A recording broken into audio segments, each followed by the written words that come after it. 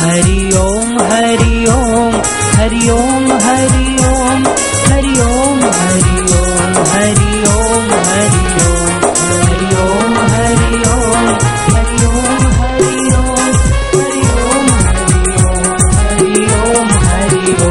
हरि ओम हरि ओम हरि ओम हरि ओम हरि ओम हरि ओम प्रभु ओम प्यारे ओम प्रभु रब ओम राधा ओम हरि ओम हरि ओम हरि ओम हरि ओम हरि ओम हरि ओम हरि ओम हरि ओम हरि ओम हरि ओम हरि ओम हरि ओम हरि ओम हरि ओम हरि ओम हरि हरि बोल।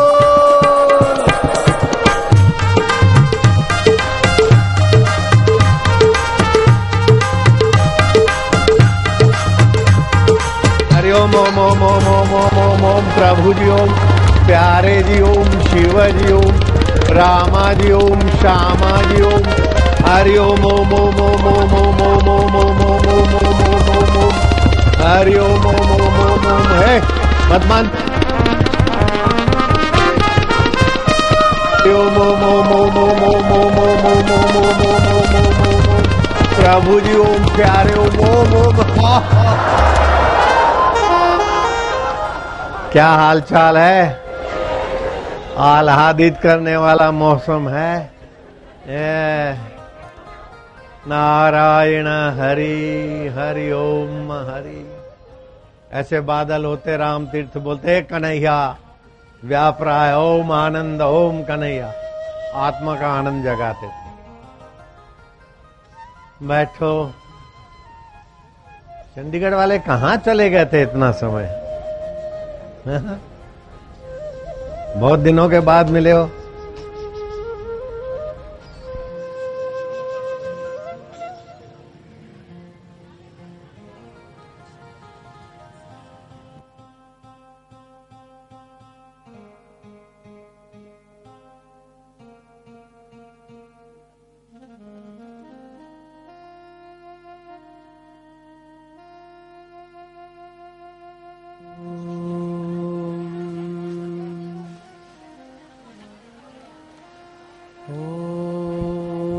संगच्छध्वं संवदध्वं संवो मनांसि जानताम् देवाभागं यथा पूर्वे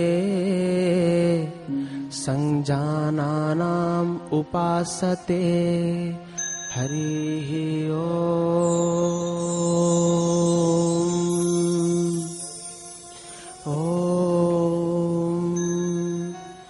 ओम चंदनस्य महत्पुण्यं पवित्रं पापनाशनम् आपदां हरते नित्यं लक्ष्मीस्तिष्ठति सर्वदा हरिः ओम।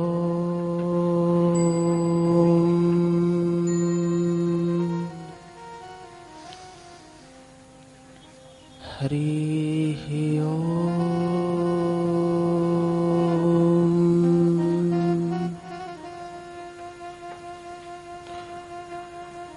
तापत्रयाग्नितप्तानाम् अशान्तप्राणिनां भुवि गुरुरेव परा गंगा तस्मै श्रीगुरवे नमः हरिः ओम।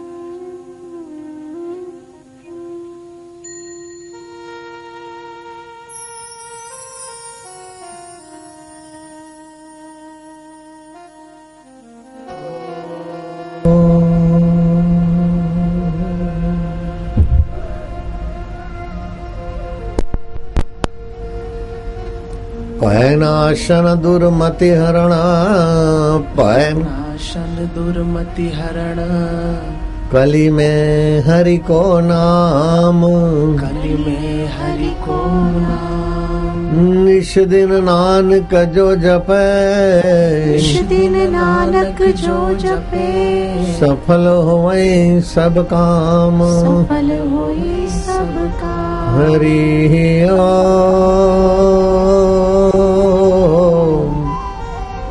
हरि ओम।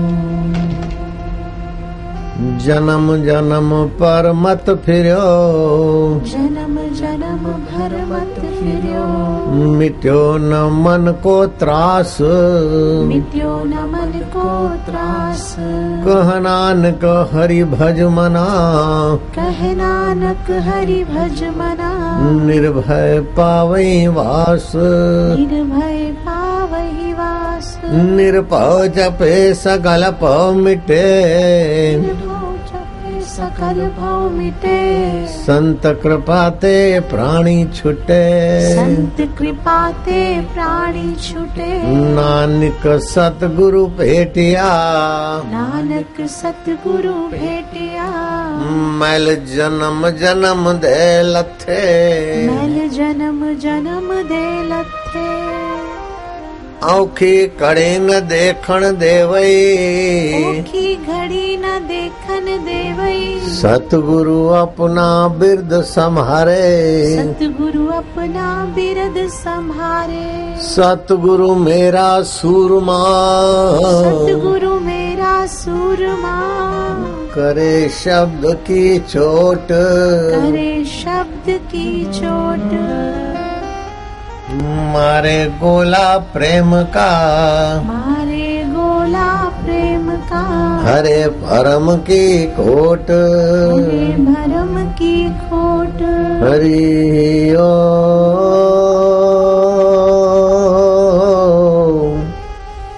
हरि ओम।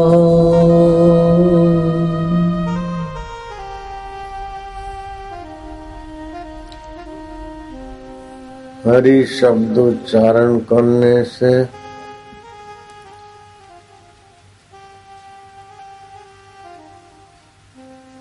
हमारे शरीर के जो केंद्र हैं उसमें दिव्य चेतना का संचार हो जाता है। भय नाशन, भय नीचे के केंद्रों में होता है। हरि शब्द उच्चारण करते हैं, हरि और ओम, तो ऊंचे केंद्रों में स्वाभाविक प्राण और मन आ जाता है। भय का तो नाश होता है, लेकिन वासना नीचे के केंद्रों में होती है। नीचे के केंद्रों से ऊपर उठे तो वासना का प्रभाव भी कम हो जाता है। भय नाशन दुर्मति हरण, वासना दुर्मति का रास्ता दिखाती। हरि शब्द उच्चारण करने से भय, वासना और दुर्मति से जीव छुटकारा पा लेता है। जब भी वासना आए, दुर्मति आए, दुष्विचार आए, हरिओम हरिओम हरिओम, हरि हरि हरि हरि। हरि माना जो हर समय है, हर दिल में है, हर जगह है, और जिसका उच्चारण करने से पाप ताप जो हर लेता है, चुरा लेता है। हमारा कोई दुख मिटाए तो हम उसे उसके ऋणी हो जाते हैं, शुक्रगुजारी होना पड़ता है। लेकिन हमारे कोई दुख चुरा ले तो पता ही नहीं चला कि कैसे दुख गए। तो भगवान का ये हरि नाम दुख कष्ट चुराने वाला भी है और हर समय मदद करने वाला भी है, दुर्मति को दूर करने वाला है और मनोरथ फलित करने वाला है। भयनाशन दुर्मति हरण, कली में हरि को नाम। कलयुग में प्राय जीव नीचे विचारों में, नीचे कर्मों में, नीची वासनाओं में घसीटे जाते हैं। कुछ लोग संतान प्राप्ति के लिए मंत्र लेते हैं, भगवान की दया होती है, उन्हें संतान मिलता है। लेकिन अभी 13 जनवरी तक मंत्र देने पर मैंने बंदिश लगा दी, क्योंकि शास्त्रज्ञों के अनुसार 13 जनवरी तक सामान्य आत्माएं और दुष्ट आत्माएं मनुष्य रूप में जन्म ले, ऐसी व्यवस्था है। जैसे 24 जून को चांद बड़े में बड़ा दिखेगा, धरती के करीब आएगा हजारों माइल। तो शरद पूनम के चांद से जो फायदे होते हैं, शायद इससे और भी ज्यादा भी हो सकते हुए जानकारों का विषय है। औषधि को पुष्ट करता, और गर्भ जो डॉक्टर डराते रहते कि गर्भ का विकास नहीं, गर्भपात करा दो, वो गर्भपात का कमीशन कमाने के तो हिंदू की संतान को तबाह करने वाली जो संगठन और संस्थाएं उनसे कमीशन पाने के लिए करते होंगे। इसलिए उन डॉक्टरों के चक्कर में मत आओ। गर्भ का विकास नहीं हो रहा है, गर्भ गिरा दो। चंद्रमा की चांदनी में गर्भिणी बैठे, गर्भ का अपने आप विकास होगा। और ज्यादातर तो झूठ बोलते हैं। 2 सिर वाला बच्चा है, उसकी धड़कनें नहीं है, उसकी किडनी खराब है, उसका ऐसा है, ऐसा करके डराते हैं। और बेचारे निर्दोष मासूमों की हत्या हो जाती है, और माताएं और भाई संतान के लिए बिलखते रहते हैं।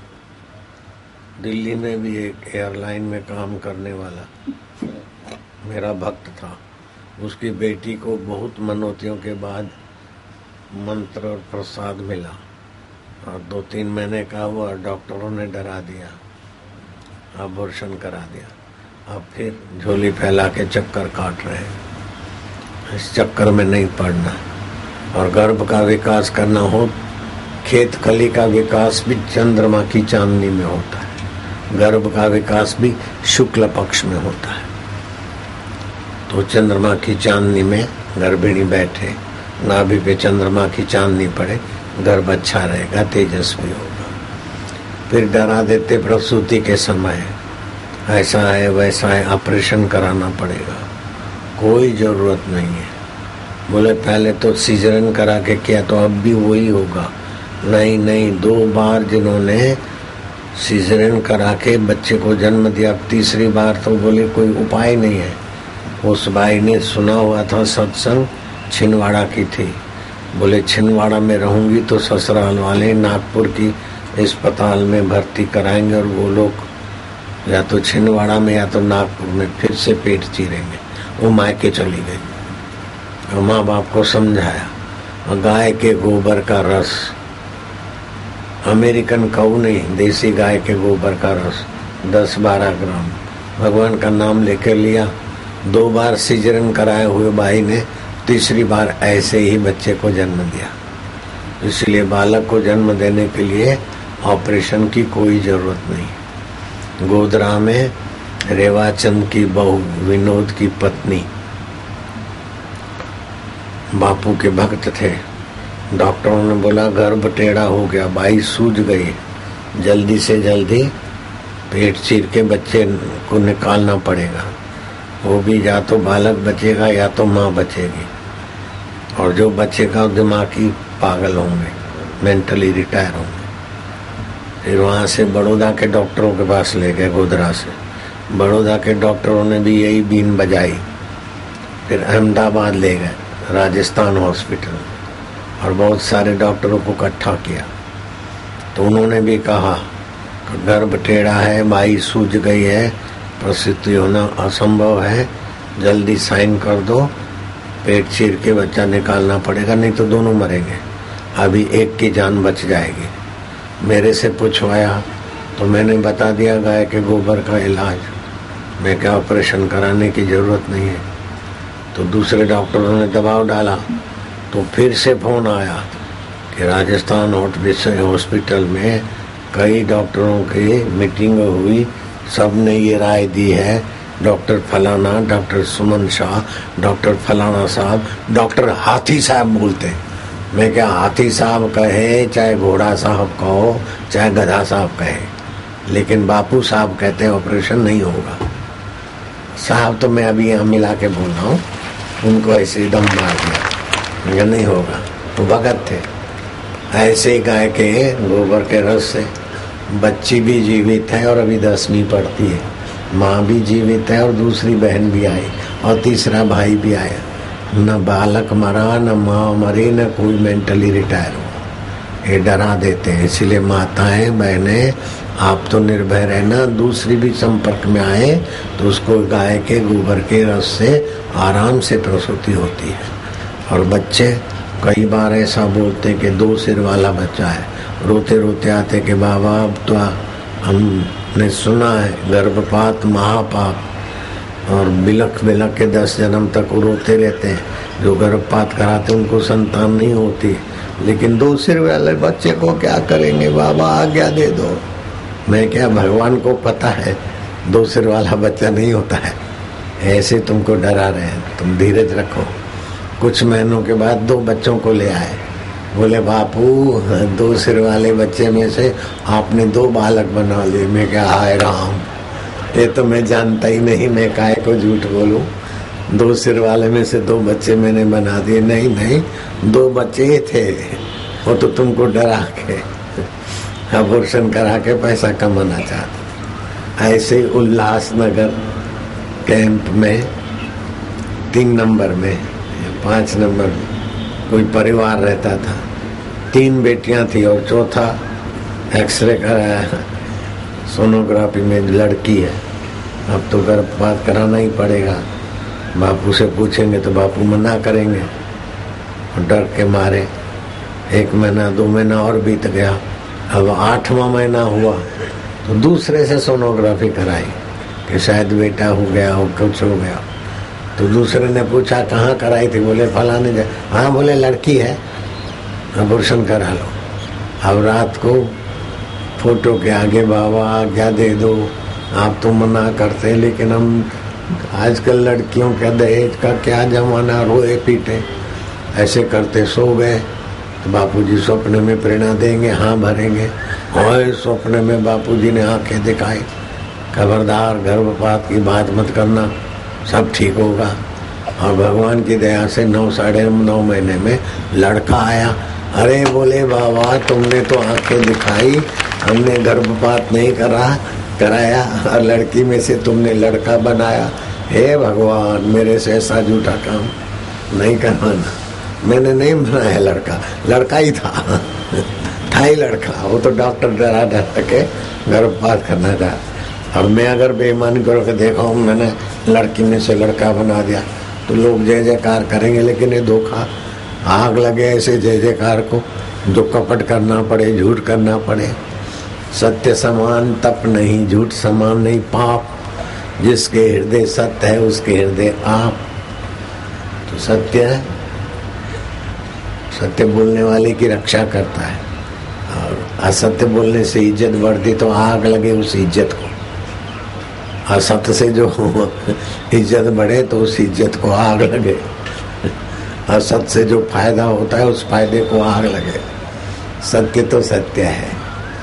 वो बेईमान आदमी ईमानदार को, सच्चे आदमी को चाहते हैं। सच्चे आदमी तो सच्चे को चाहेंगे, लेकिन बेईमान सेठ भी ईमानदार नौकर चाहेगा, बेईमान नेता भी ईमानदार मंत्री अपना सेक्रेटरी चाहेगा, बेईमान पति भी पत्नी से ईमानदारी चाहेगा, बेईमान पत्नी भी पति की ईमानदारी चाहेगी।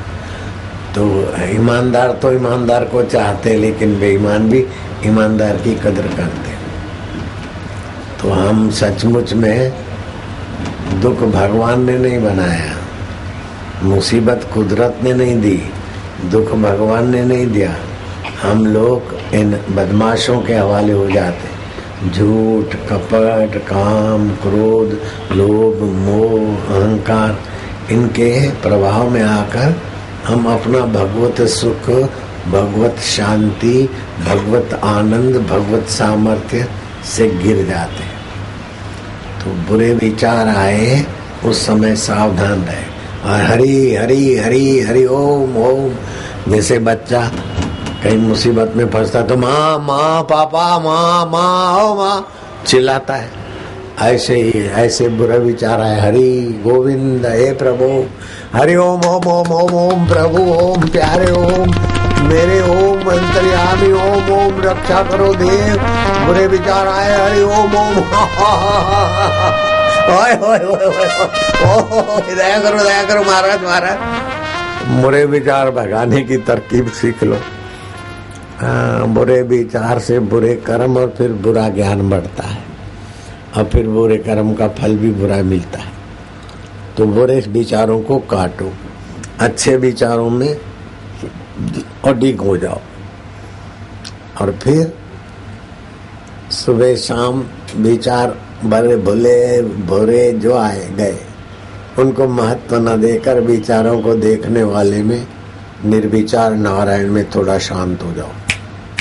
भगवान की कृपा, भगवान के गुण, भगवान का सामर्थ्य और भगवान का आनंद यूं मिलता है। हाँ, कठिन नहीं है। खाली 15 मिनट रोज आसन पे बैठ के करो, दिन भर रक्षा भी करेगा बुरे विचारों से, बुरे कर्मों से। तो कैसे बैठे? उत्तर के तरफ या तो पूर्व के तरफ मुंह करके आसन बिछा के बैठो, क्योंकि ये जप करने से एक आध्यात्मिक ओरा पैदा होती, बिजली। अगर गर्म आसन नहीं है, प्लास्टिक नहीं है, तो अर्थिंग मिलती है। विद्युत का कुचालक आसन होना चाहिए, तो इससे आपका जप तप की ऊर्जा ऊपर आएगी। नीचे के केंद्रों में विकार होते, वासनाएं होती है, ऊपर के केंद्रों में सूझबूझ भक्ति। तभी तो यहाँ बोलते हैं भगवान, इधर नहीं बोलते। मुसलमान भी ऐसा नहीं बोलेंगे अल्लाह इधर है, यहाँ है या अल्लाह ऐसा बोलेंगे, या अल्लाह ऐसा नहीं बोलेंगे। हे भगवान, माय गॉड, मेरे प्रभु, या अल्लाह, सब ऊपर। ये ऊपर के केंद्रों में हमारे शरीर में 7 केंद्र हैं। जन्म से लेकर 7 साल तक मूलाधार केंद्र विकसित होता है, वो शरीर बुनियाद बनता है उसमें। 7 से 14 साल तक स्वाधिष्ठान केंद्र विकसित होता है, उसमें भावनाएं विकसित होती है। तो 7 से 14 साल तक के बच्चों में जैसी भावना भरोगे ऐसा ही बन के रहेगा।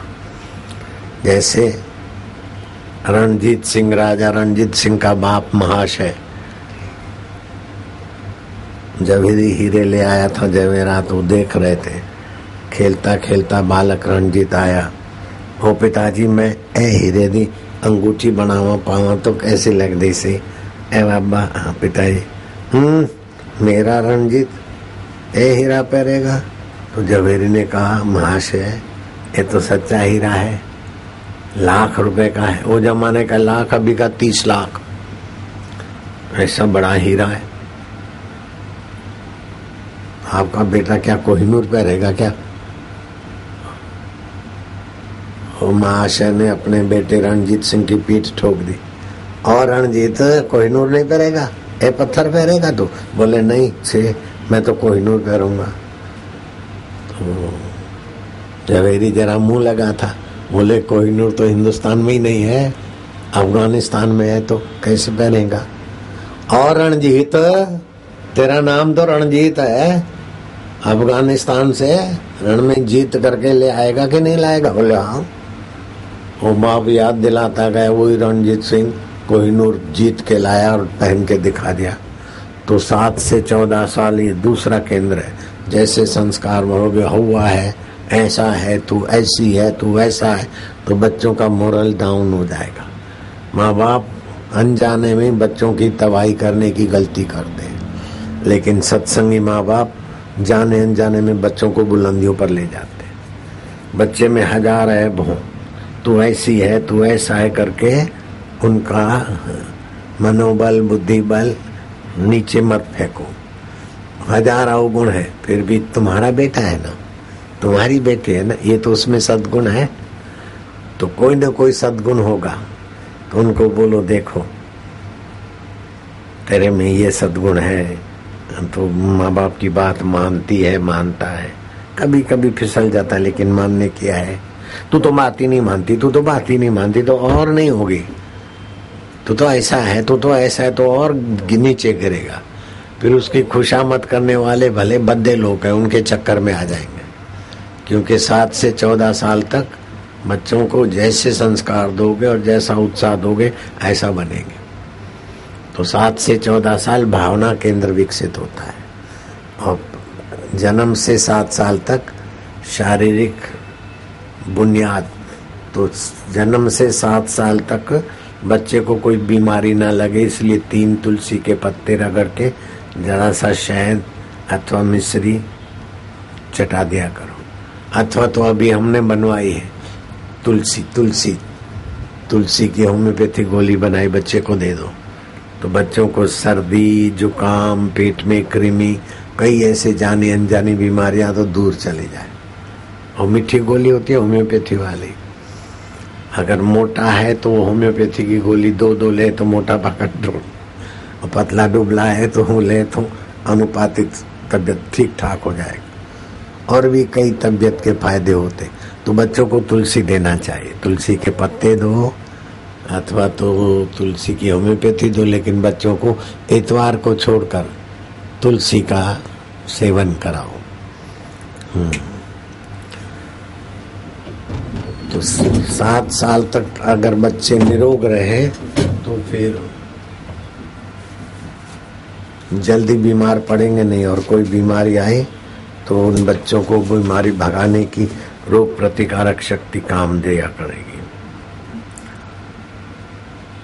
तो 7 से 14 साल तक भावनाओं को विकसित करो, और भावनाएं विकसित करने के लिए 11 से 1 का समय बहुत उपयुक्त है। हृदय केंद्र विकसित होता है उस समय।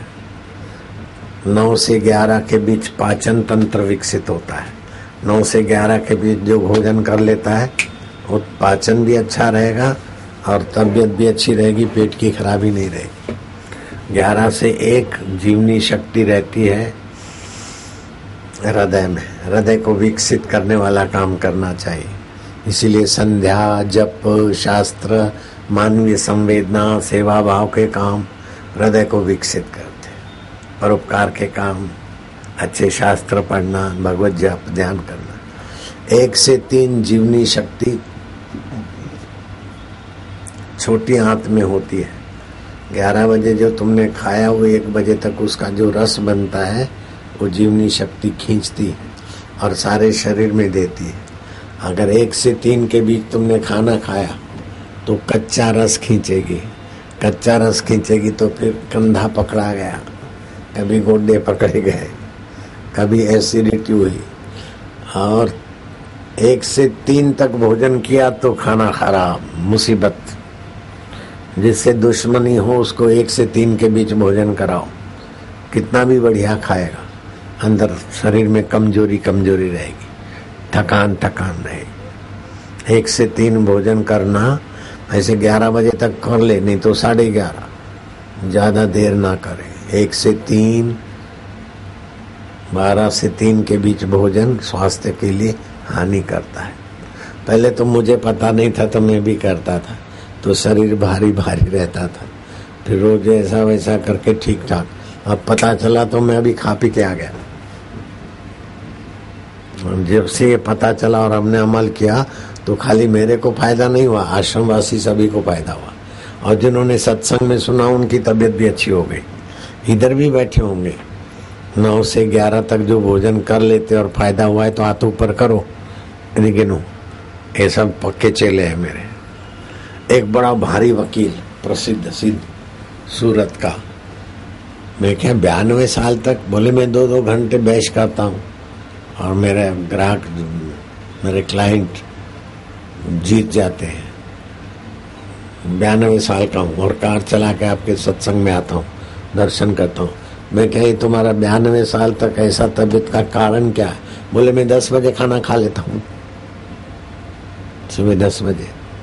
मैं क्या फिर भी कमजोरी या बुढ़ापा देखता है, उसका कारण बताओ। रात को कितने बजे सोते? बोले 11, 11:30। मैं क्या नहीं, तुम 10 बजे सो जाओ, बुढ़ापा भी भाग जाएगा। क्योंकि 9 से 11 के बीच नींद जो होती है वो शरीर की थकान तो मिटाती है, और 11 से 1 की नींद जो है शरीर में नए कण बनाती, जो जवानी बनी रहे। जो 11 के बाद तक जगे रहते हैं वे जवान भी बुढ़ों जैसी खबर देंगे। चश्मा, चिड़चिड़ा स्वभाव, थके हुए, चिड़चिड़े, ऐसा हो जाएगा। टीवी ने और मोबाइल फोन ने तो युवक युवतियों के साथ जितना जुल्म किया है उतना तो पहले के जमाने में दैत्य राक्षस भी बच्चों के साथ जुल्म नहीं करते थे। ऐसे दैत्य राक्षस हैं ये टीवी और मोबाइल फोन, कमजोर कर देते हैं दिल दिमाग को। तो मैं अब दोनों तरीके से आपको बता रहा हूँ। तो जन्म से लेकर 7 साल तक शरीर का फाउंडेशन मजबूत बनाओ बच्चों का। 7 से 14 साल तक भावनाएं तीव्र बनाओ। 14 से 21 साल तक वो जो बुद्धि शक्ति का विकास होता है। तुलसी का सेवन बुद्धि को बढ़ाता है। बिली पत्ते का पाउडर, मिश्री, घी, उसका धूप, उसमें प्राणायाम करो, बुद्धि शक्ति बढ़ेगी। अब रोज कौन हवन करेगा? तो हमने हमारी गौशाला है, वहाँ बेली पत्ते, मिश्री, गाय का घी, गोचंदन अगरबत्ती स्पेशल बनवाई। उसी अगरबत्ती को मैं जलाता हूँ और उसी में प्राणायाम करता हूँ। तो पहले से बापू ज्यादा हेल्दी हो गए, बुद्धिमान भी हो गए, जवान भी हो रहे हैं। तो तुम्हारे बच्चों को बुद्धिमान और जवान बनाओ। तो मूलाधार केंद्र, स्वाधिष्ठान केंद्र, फिर तीसरा केंद्र आता है मणिपुर केंद्र। ये 14 से 21 साल तक इसका विकास होता है। अगर ये मणिपुर केंद्र में ध्यान लगाने की युक्ति मिल जाए तो सिद्धियां भी मिलती है और सर्व दुख नाशिनी ऊर्जा भी पैदा हो जाती है।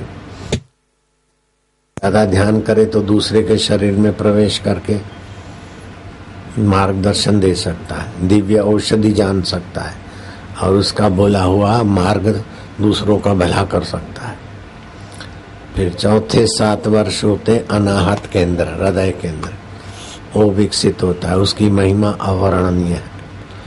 अगर हृदय केंद्र में ध्यान करता है तो अपूर्व ज्ञान प्राप्त होता है, दूरदर्शन होता है, दूर का श्रवण सुनाई भी पड़ता है। आकाश में देव, योगी, गंधर्वों का दर्शन आदि हो सकता है। मुझे तो अदृश्य होने वाले योगी भी मिले और पेड़ पे हवा पीकर जीने वाले योगी भी 138 साल वाले वो मेरे मित्र थे। तो ये 28 साल की उम्र तक हृदय केंद्र विकसित होता है। तो जितना भी विकास करना चाहो अपना या दूसरा, तो 21 से 28 हृदय विकसित होगा। फिर 21 से 28 साल तक, फिर 28 से 35 साल ये कंठ, जिसको विशुद्धाख्या केंद्र बोलते हैं। तो 28 से 35 साल की उम्र में ये विकसित होता है। इस उम्र में लंबा श्वास लो आप,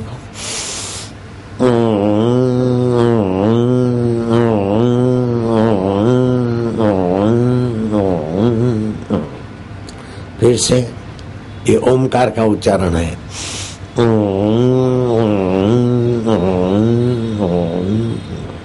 18 से 35 में तो ये करे, लेकिन मैं तो मेरे भक्तों को, बच्चों को ही कराता हूँ। बचपन से ये केंद्र विकसित हो। इसमें समता की दिव्यता है। जैसा अमृत तैसी विष खाटी, जैसा मान तैसा अपमाना, हर्ष शोक जाके नहीं, वैरी मित समान, कहा नानक सुन रे मना, मुक्त ताहि ते जान। आज मैं इसका तुमको ध्यान कराऊंगा, तुमको आनंद आएगा और तुमको सिखाऊंगा, तुम अपने बच्चों को कराना। बच्चे भी तुम्हारे प्रभावशाली होंगे। पठानकोट नाम सुना है तुमने? पठानकोट का एक लड़का अपने बाल संस्कार में आता था और ये प्रयोग करता था, कौन बनेगा करोड़पति। दिखा सकते हैं? हाँ, कौन बनेगा करोड़पति? 10 सवाल के जवाब देके 25 लाख जीत गया है। दूसरा लड़का था तानसु, और कार चला के अपने भाई की जान बचाने में सफल हो गया। तो मैं तो बचपन से ही दीक्षा के समय ही सिखा देता हूँ, ये केंद्र विकसित हो, समता रहे। जरा दिखा दो, देखो जीत गया कैसे। विनय शर्मा लड़का, 25 लाख देने वाला बना दूंगा तुझे। हरिओम हरिओम हरिओम हरिओम। तो अब ये 5वां केंद्र समता का, फिर ये 6ठा केंद्र 25 लाख क्या 25 करोड़ भी देने वाला बना देता है। इसकी बड़ी भारी महिमा है। इसको आज्ञा चक्र बोलते हैं। इधर ध्यान करने की आदत बच्चों में डालो, आप भी करो, इधर को विकसित करो और यहाँ ध्यान करो। तो इस आज्ञा चक्र के ध्यान के प्रभाव से पूर्व जन्म के पाप नाश हो जाते हैं।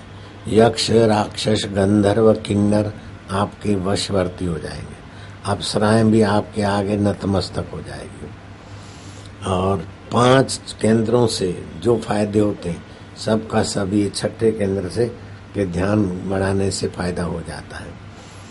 और इसके ध्यान से वासनाओं से मुक्ति और राजयोग सहज में भगवान के साथ एकाकारता आ जाती है। और फिर सहस्त्रसार 7वां केंद्र, सहस्त्रसार पद्म में आए ब्रह्मरंध्र के ध्यान कर्ता को परम गति मोक्ष की प्राप्ति हो जाती है। आजकल बीटेक कर लिया, एमबीए कर लिया, कोई ये कर लिया वो कर लिया, सर्टिफिकेट लेके घूमते रहते। 2 रोटी के पीछे बेचारे रातियां जगते हैं और फिर भी नौकरी नहीं मिलती। नौकरी मिलती तो छोकरी नहीं मिलती, छोकरी को छोकरा नहीं मिलता, और मिलते तो ट्यूनिंग नहीं मिलती। 42 लाख रुपया दहेज में दिया बाबा। एमबीए पढ़ी हुई लड़की दी, 30,000 की जॉब थी, वो भी जॉब करता था 35 की। सोचा कि चलो कर्जा करके भी बच्ची को सुखी रखें, लेकिन अब उसको पुरानी गर्लफ्रेंड मिल गई, उसके साथ लग गया। मेरी बेटी को मारता पीटता है, दारू पीता है। बाबा मैं हैदराबाद से आया हूँ बाबा, हम तो मर गए, हमारा खानदान तबाह हो गया। 42 लाख रुपया कैसे होते हैं। बेटी 4 महीने का गर्भ लेके मायके में पड़ी है। अब गर्भपात कराते तो पाप होता है, और उसके भरोसे रहते तो बाबा हम क्या करें। ये तो एक नमूना बताए, से कई हो जाते। तो ये विदेशी ढंग की पढ़ाई है एमबीए। गंजे आदमी को भी कंगी बेच के आओ, दूसरों को उल्लू बना के अपना स्वार्थ सिद्ध करो। ये केंद्र विकसित होंगे तो दूसरों को उल्लू बनाकर स्वार्थ सिद्ध नहीं करना है। दूसरे के आंसू पहुंचकर, दूसरे का सही मार्गदर्शन करके, दूसरे के भलाई में अपनी भलाई अपने आप प्रकट होती है। जो दूसरों को दुख देकर सुखी होना चाहता है, वो बड़े दुख के लिए उसको कुदरत घसीट लेती है। एक आदमी को मैं अच्छी तरह से पहचानता हूँ, करोड़ों लोग उसको जानते। उसको झींगा खाने का शौक, और झींगे तड़प तड़प के मरते हैं। अब वो आदमी बेचारा अभी तड़प रहा है। झींगा तो 10 मिनट तड़पा होगा, वो आदमी तो कई वर्षों से तड़प रहा है। चल नहीं सकता, घूम नहीं सकता, नींद ठीक नहीं आती, याद नहीं रहता। बहुत मशहूर आदमी, बहुत बड़ा मशहूर आदमी, लेकिन कर्म की गति है। आप सुख लेते हो तो आपके सुख में कोई सताया जाता है तो खबरदार हो जाओ। धृतराष्ट्र ने पूछा कि बाप जिंदा और 100 के 100 बेटे मर गए, मैंने क्या पाप किया।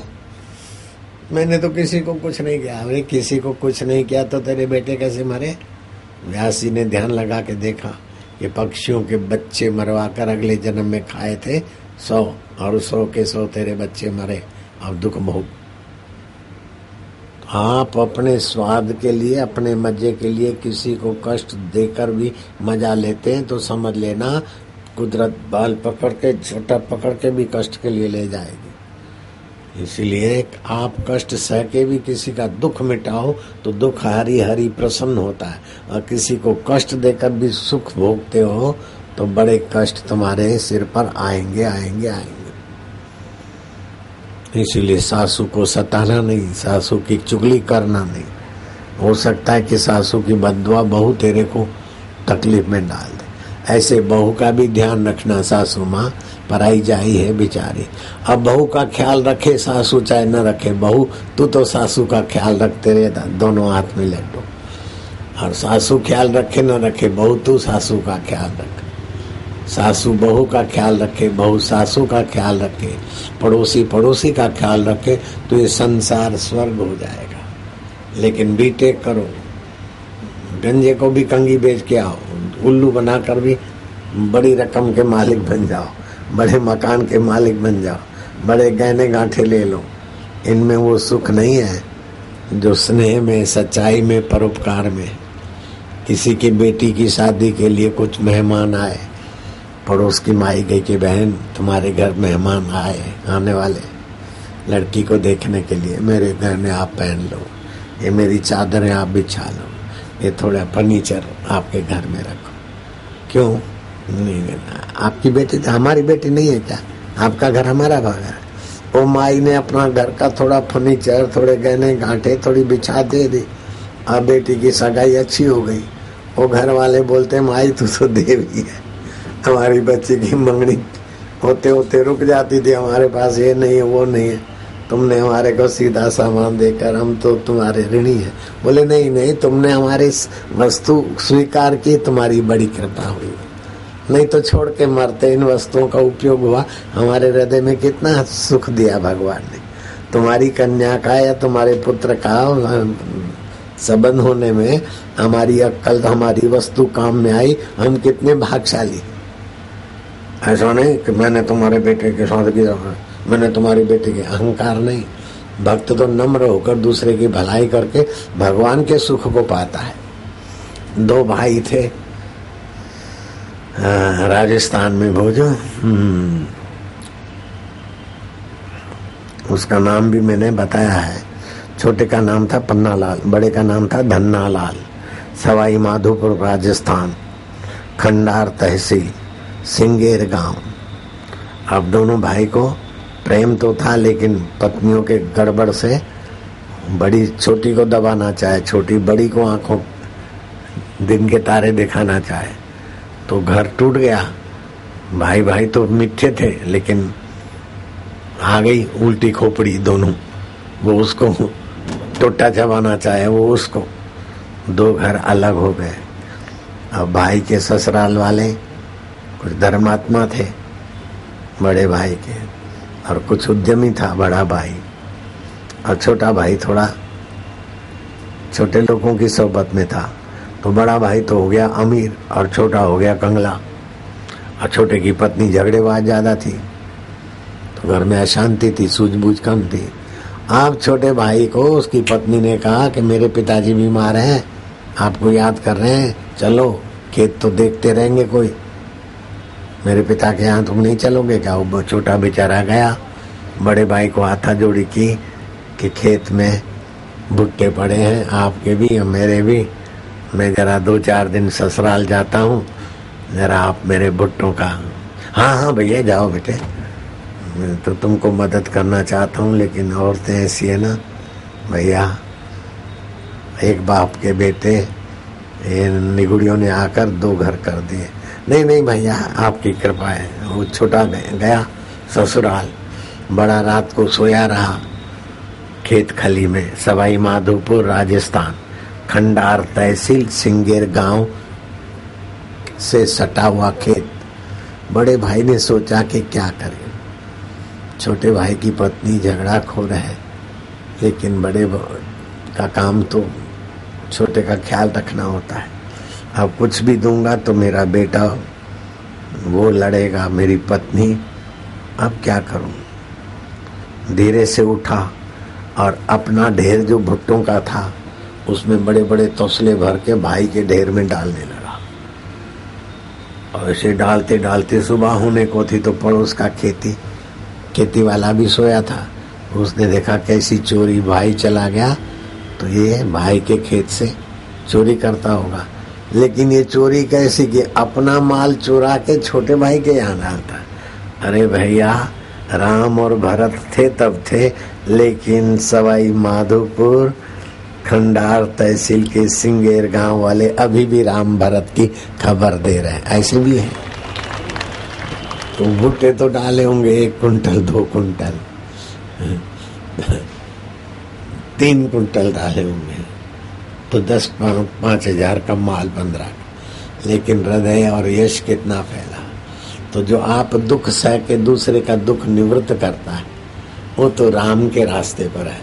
और दूसरे को दुखी करके जो सुख लेना चाहता है, हा हा हा हा, जटायु का पंख काट दिया, हा हा हा हा हा, सीता जी को चुरा के ले गया, हा हा हा हा हा हा हा, तो हर 12 महीने दे दिया सिलाई, हा हा हा हा हा हा हा हा हा हा। करते कि नहीं करते? हर 12 महीने दे दिया सिलाई। रावण को कर रहे, जटायु के पंख काट दिए, सीता को चुरा दिया मजा लेने के लिए, यशस्वी होने के लिए जो कुछ करना चाहे करा। तो क्या हुआ? हर 12 महीने दे दिया सलाई। और शबरी भीलन के झूठे बैर खाते राम जी, क्योंकि गुरु जी के आश्रम में सेवा करती थी, आए गए का ख्याल रखती थी। आया हुआ सत्संग के लिए अतिथि है, देवता स्वरूप है, प्रेम से मिलती, बात करती। ऐसे नहीं तू तड़ाके से बात करे, नहीं, बड़े नम्रता से बात करते। कोई आके पूछे उसके पहले वो पूछ लेते कि कैसे आना, गुरु जी अभी ध्यान में है, आप बैठो, ये आप ही का आश्रम है।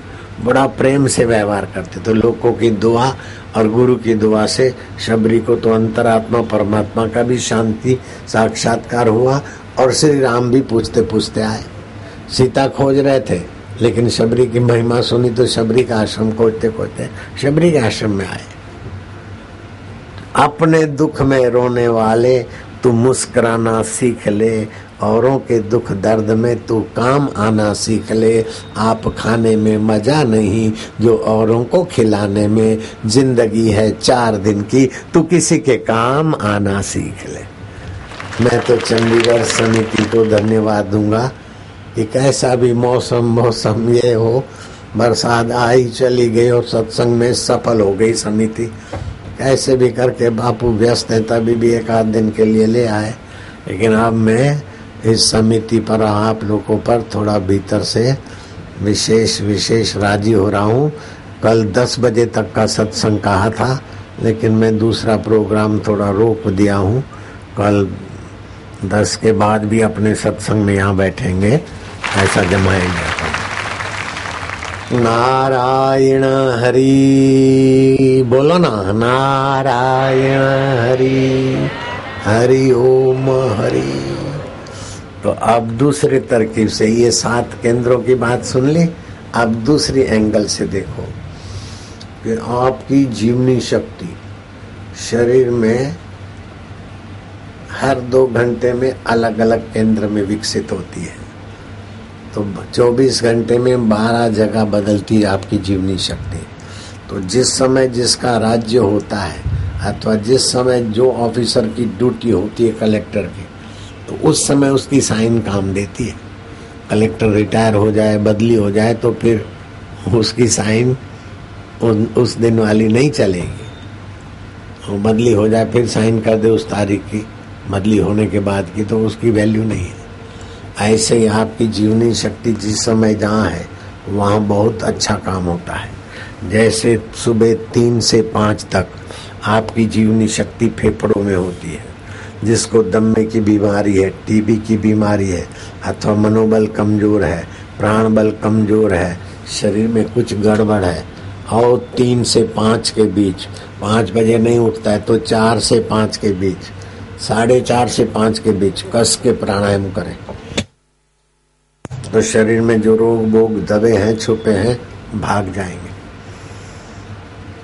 4 से 5 के बीच प्राणायाम करें तो प्राण शक्ति सारे शरीर की सफाई कर देगी और रोग प्रतिकारक शक्ति बढ़ेगी, प्राण बल बढ़ेगा, मनोबल बढ़ेगा, बुद्धि बल बढ़ेगा। 4 से 5 के बीच प्राणायाम कर ले अच्छी तरह से। मैं कर लेता हूँ। 5 से 7 आपकी जीवनी शक्ति बड़े हाथ में होती है। उस समय पानी वानी पी ले, कसरत कर ले, घूमना है तो घूम ले, कुल मिलाकर पेट साफ कर दे।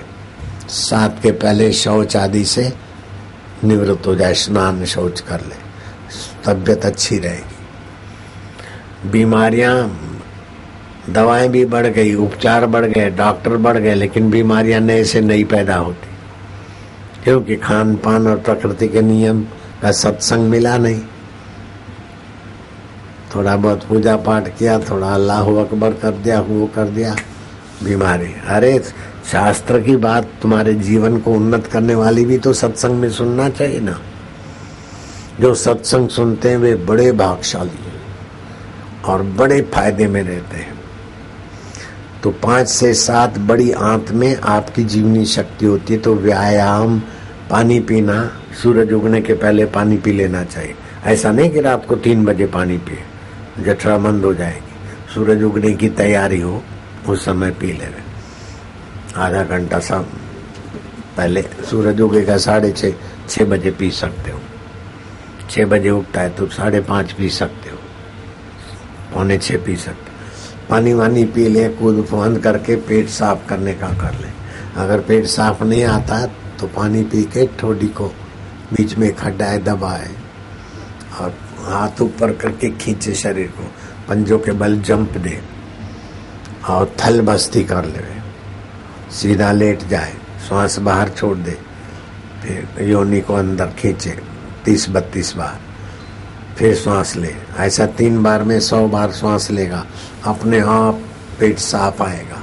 और 132 प्रकार की बीमारियों में से कोई भी बीमारी छुपी होगी बाहर हो जाएगी। इसको थल बस्ती बोलते हैं। दीक्षा के समय हम सभी साधकों को सिखाते हैं, अपनी अथवा दूसरे किसी की वायु संबंधी बीमारी हो, पित्त संबंधी हो, कफ संबंधी हो, ऐसे ही चली जाए। 7 से 9 जीवनी शक्ति आमाशय में होती है। उस समय कुछ पीना हो तो पी ले। चाय कॉफी से तो बचे। चाय कॉफी में तो 10 प्रकार के जहर पाए गए। किडनी को कमजोर, निद्रा कमजोर, याद शक्ति कमजोर, धातु कमजोर, बहुत हानि करती चाय और कॉफी।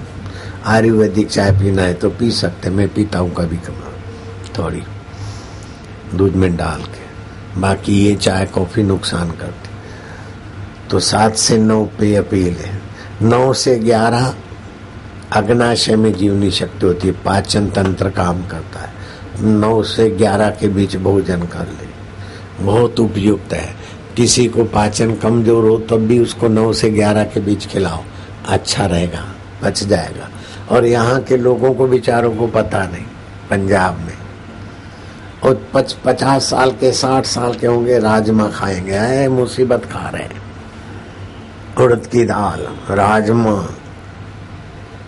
42 साल के बाद दालों से थोड़ा बचो। मैं तो खाता ही नहीं, कभी भूल से खा लिया, जिस दिन ज्यादा पाप होगा तो फिर पेट भारी भारी रहता है। दालें देर से पचती है और 42 साल के बाद दाल खाना कभी कभार थोड़ा पतली। 1 किलो 100 ग्राम दाल हो तो 1 किलो पानी हो, ऐसी दाल होनी। यहाँ तो पंजाब में तो है, दाल खा रहे हैं कि अब क्या नाम दे, मुसीबत खा रहे। राजमा, उड़द की दाल, फिर बोलेंगे छाती जलती, मेरे को किसी ने कर दिया, तूने खुद को किया है, कोई भूत प्रेत नहीं। बोले डकारे आती है, खट्टी दाल पची नहीं इसलिए चिल्ला रही है। नहीं, मेरे को किसी ने कामण कर दिया, कुछ नहीं किया। और फिर रात को खाएंगे 8 बजे 9 बजे पकौड़े सब्जी, और फिर बोलेंगे कमर दर्द। कमर नहीं दर्द करेगी तो क्या हवाई जहाज दर्द करेगा? गोडे दर्द करते। हमारे तो 72 साल के, 74 साल के, हमारे तो सब ठीक ठाक है।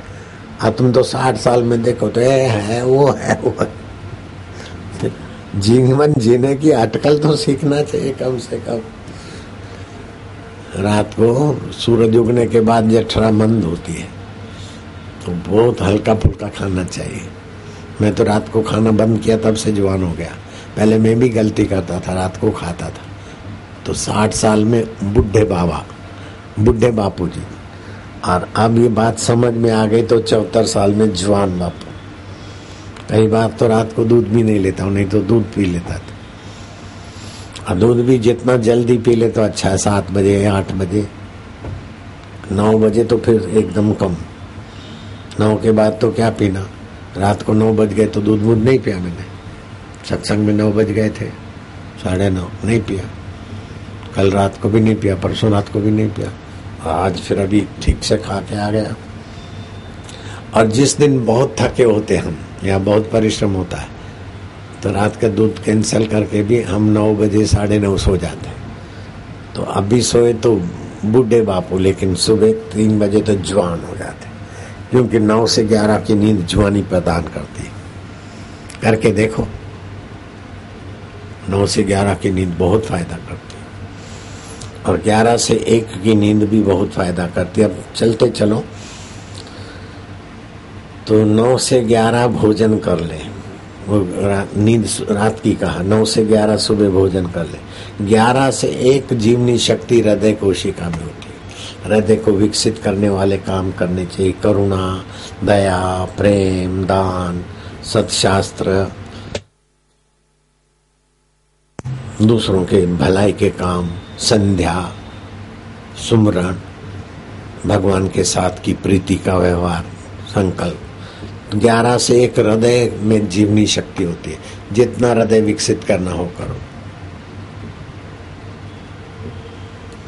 फिर 1 से 3 छोटी आंत में जीवनी शक्ति होती है। वो शरीर के रस को खींच के सारे शरीर में देती है, भोजन के रस को। बाकी का टॉयलेट के लिए बड़े हाथ में भेजती है। फिर 3 से 5 जीवनी शक्ति मूत्राशय में होती है। 3 से 5 के बीच पानी पी लिया करो, खबरदार, नहीं तो फिर गड़बड़ी होती है बुढ़ापे में। पेशाब संबंधी पथरी हो गई, प्रोस्टेट बढ़ गया, फलाना बढ़ गया। 3 से 5 के बीच खूब पानी पियो, और 5-25 मिनट के बाद पानी निकाल दो शरीर से, बाथरूम चले जाओ। पेशाब संबंधी तकलीफें नहीं रहेगी, किडनी भी ठीक रहेगी। और किसी को पथरी हो गई हो तो भूल कर भी ऑपरेशन नहीं कराना। चाहे किडनी में पथरी हो, चाहे पित्ताशय में हो, चाहे मूत्राशय में हो, पथरी का ऑपरेशन नहीं कराना। पथरी चट पौधा है, उसके बड़ा पत्ता हो एकदम बड़ा तो 1, नहीं तो बीच के पत्ते हो तो 2 खा लो। 2 पत्ते रोज चबा के खाली पेट खा लो। कैसी भी पथरी हो, टुकड़े टुकड़े होकर निकल जाती है। 5-15 दिन करना पड़े, 20 दिन, जब तक पथरी नहीं निकले खाते रहो। और उस पौधे का दूसरा नाम है पनफुट्टी। उसका पान काट के 2-3 टुकड़े, जहाँ से कटा वो जमीन में गाड़ दो, बाकी का उसकी नोकें आकाश में खाद पानी दो, उसमें से पौधे पैदा होते हैं। इसीलिए उसको पनफुट्टी भी बोलते हैं और पत्थर चट्टी भी बोलते हैं। पत्थर चट अपने आश्रम में मिल जाएगा, और जगह भी मिलता हो, कहीं से भी लेना, ऑपरेशन से बचना। 3 से 5 के बीच पानी खूब पीना, और 25-30-35 मिनट के बाद 5 बजे के पहले पेशाब कर लेना चाहिए। 5 से 7 जीवनी शक्ति गुर्दों में रहती है। उस समय 5 से 7 का जो भोजन है ना, संध्या वंध्या प्राणायाम करके, जैनी लोगों में ये बड़ा सद्गुण है, सूर्यास्त के पहले कर लेते हैं। नमो अरियंताणम, नमो सिद्धाणम। 5 से 7 के बीच भोजन कर लेने वाले स्वस्थ रहते हैं। नहीं तो फिर ज्यादा नहीं कर सके तो हल्का फुल्का खा ले। रात को जरूर पड़े तो थोड़ा बहुत हल्का फुल्का दूध की घूंट भर ले, अपने प्रकृति के अनुकूल। 7 से 9 जीवनी शक्ति मस्तक में रहती है। फिर रात्रि को सुबह 11 से 1 हृदय में, और रात्रि को 7 से 9 मस्तक में। और बच्चों को पढ़ाने लिखाने का और बुद्धिमान बनाने का काम 7 से 9 के बीच करो। अब देखा नहीं बच्चा कैसे कमा के आया 25 लाख, ऐसे कई बच्चों की जिंदगी चमक गई। तो 7 से 9 जीवनी शक्ति मस्तक में रहती है। शास्त्र पढ़े, पाठ याद करे, होमवर्क करे। 7 से 9 के बाद नहीं जगे तो अच्छा है। 9 से 11 बस बहुत नींद के लिए बहुत उत्तम समय है। 11 से 1 भी नींद के लिए बहुत बढ़िया समय है। शरीर की नई कोशिकाएं बनती है। और 1 से 3 तो बाप रे, 1 से 3 कोई भी जगह समझो उसका स्वास्थ्य भगा। 1 से 3 रात को जागते हैं। कभी कभार जीवन में जगना पड़े तो अलग बात है, नहीं तो 1 से 3 जागना खतरे से खाली नहीं। उस समय लीवर में जीवनी शक्ति होती है। अगर जगे तो अनिद्रा का रोग हो सकता है, याद शक्ति नाश हो सकती है, लीवर की तकलीफ हो सकती है और नेत्र ज्योति कमजोर हो जाएगी। जो 1 से 3 के बीच ड्राइवर लोग जगते रहते हैं तो देखो प्रतिक्रिया जीवन में नहीं है। किसी भी ट्रक ड्राइवर का चंडीगढ़ में बड़ा कोठी हो तो बताओ, कार हो तो बताओ, ट्रक ड्राइवर तुम्हारे हमारे से ज्यादा मेहनत करते हैं, लेकिन रात को बेचारे जागते हैं तो शरीर की, मन की, बुद्धि की प्रतिक्रिया दब्बू हो जाती, लीवर दब्बू हो जाती। खून को शुद्ध नहीं करेगा तो मन बुद्धि भी शुद्ध कैसा रहेगा। ट्रक के मालिक तो आरटीओ टैक्स भरते हैं और ट्रक ड्राइवर टोल टैक्स भरते हैं, फिर भी 2 खाकी वर्दी वाले डजनों 2-2, 4-4 डजन ट्रक ड्राइवरों को खड़ा कर देंगे, घंटों भर उनको दबोचेंगे और फिर रोकड़ी करेंगे और जाओ। देखा है रास्ते सड़क पे, देखा है ट्रक ड्राइवरों की कतारें 2-4 वर्दी वालों के प्रभाव में। जिसने देखा है हाथ ऊपर करो। बहुतों नहीं देखा है जो भी हाईवे पे घूमते हैं। नहीं तो क्या कोई गुनाह किया क्या उन्होंने?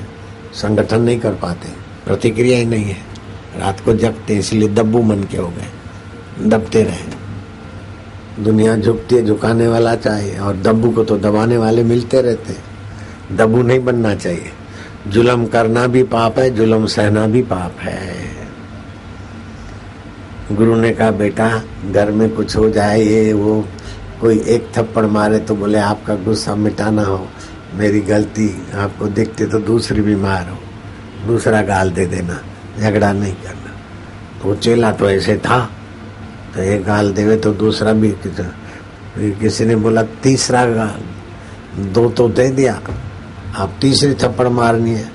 तो अंतरात्मा गुरु से मिला, अंदर से प्रेरणा हुई, तीसरा गाल उसके पास ही है, धड़ाक से लगा दिया। 2 गाल पे जो लगा उसका बदला, बोले तीसरा गाल यही है बेटे। गुरु ने कलह मिटाने के लिए नम्र होने को कहा है, सदा के लिए पिटाई सहने के लिए नहीं कहा है। तीसरा गाल यही है, अब बोल चौथा गाल क्या है बता दूं तेरे को। जो तो को कांटा बोए वहां को बोतू फूल, तो को फूल के फूल है वहां को है त्रिशूल। हरिजन तो हारा भला जीतन दे संसार, हारा तो हरि को मिले जीता जम के द्वार। ये तो सासू बहू घर पड़ोस के लिए बात है, लेकिन कोई लुच्चा लफंगा आपको एक तमाचा मारे, दूसरा गाल बोले तीसरा कहाँ है, तो बोले तीसरा यही है बेटू। जो तो को कांटा बुए वहां को बो तू भाला, वो भी क्या याद करेगा पड़ा था किसी से पाला। ये भी सिद्धांत है। नारायण हरि। राम जी ने कैसा भोला लगा दिया, रावण भी याद करे पड़ा था किसी से पाला। कृष्ण ने कैसा कंस को ठिकाने लगा दिया, महिषासुर को माता हम्बा ने कैसे ठिकाने लगा दिया। शिव जी दयालु भोले भंडारी, फिर भी त्रिशूल उठा के तांडव करते तो खबर ले लेते। जुल्म सहना तो, जुल्म करना पाप है, जुल्म सहना भी दुगना पाप है। अंग्रेजों को भगा दिया ना गांधी जी ने, अहिंसा परमो धर्म वाले ने।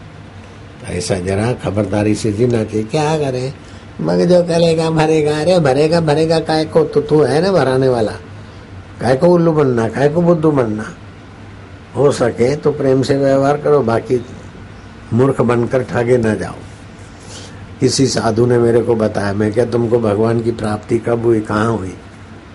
तो बोले हो गई। मैं क्या कहाँ पर? बोले मणि महेश्वर में। तो पठानकोट से रास्ता जाता है, और वहाँ जैसे बद्रीनाथ केदारनाथ की यात्रा चलती है, ऐसे वहाँ केवल 15-20 दिन ही यात्रा चलती, फिर बर्फ पड़ जाता है। उसने वर्णन किया, मैं क्या कैसे साक्षात्कार हुआ? तो बोले भगवान शिव जी की मणि दिखती है, और भक्तों की मनोकामना पूरी होती है।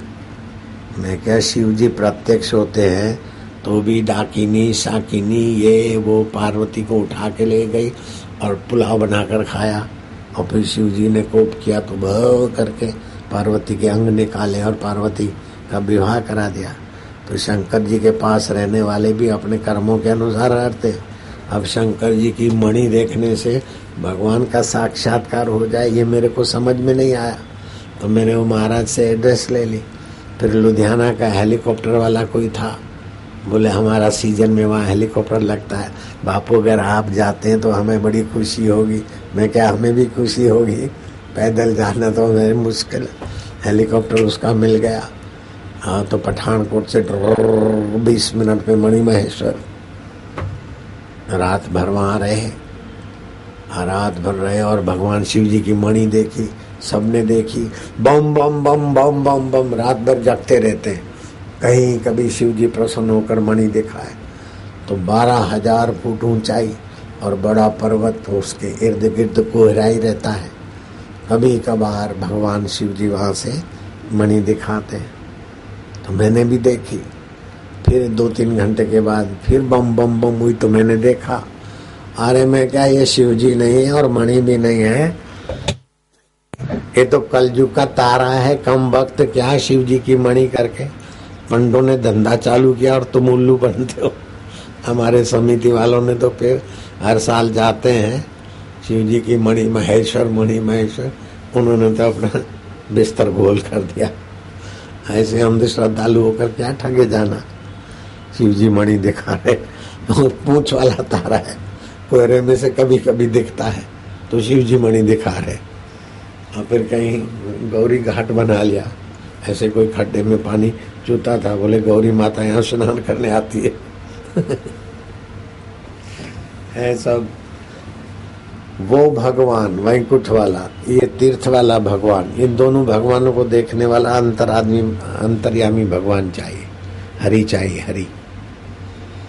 वो हरि नहीं है तो मंदिर वाला भगवान कौन देखेगा, वैकुंठ के भगवान के लिए कौन सोचेगा।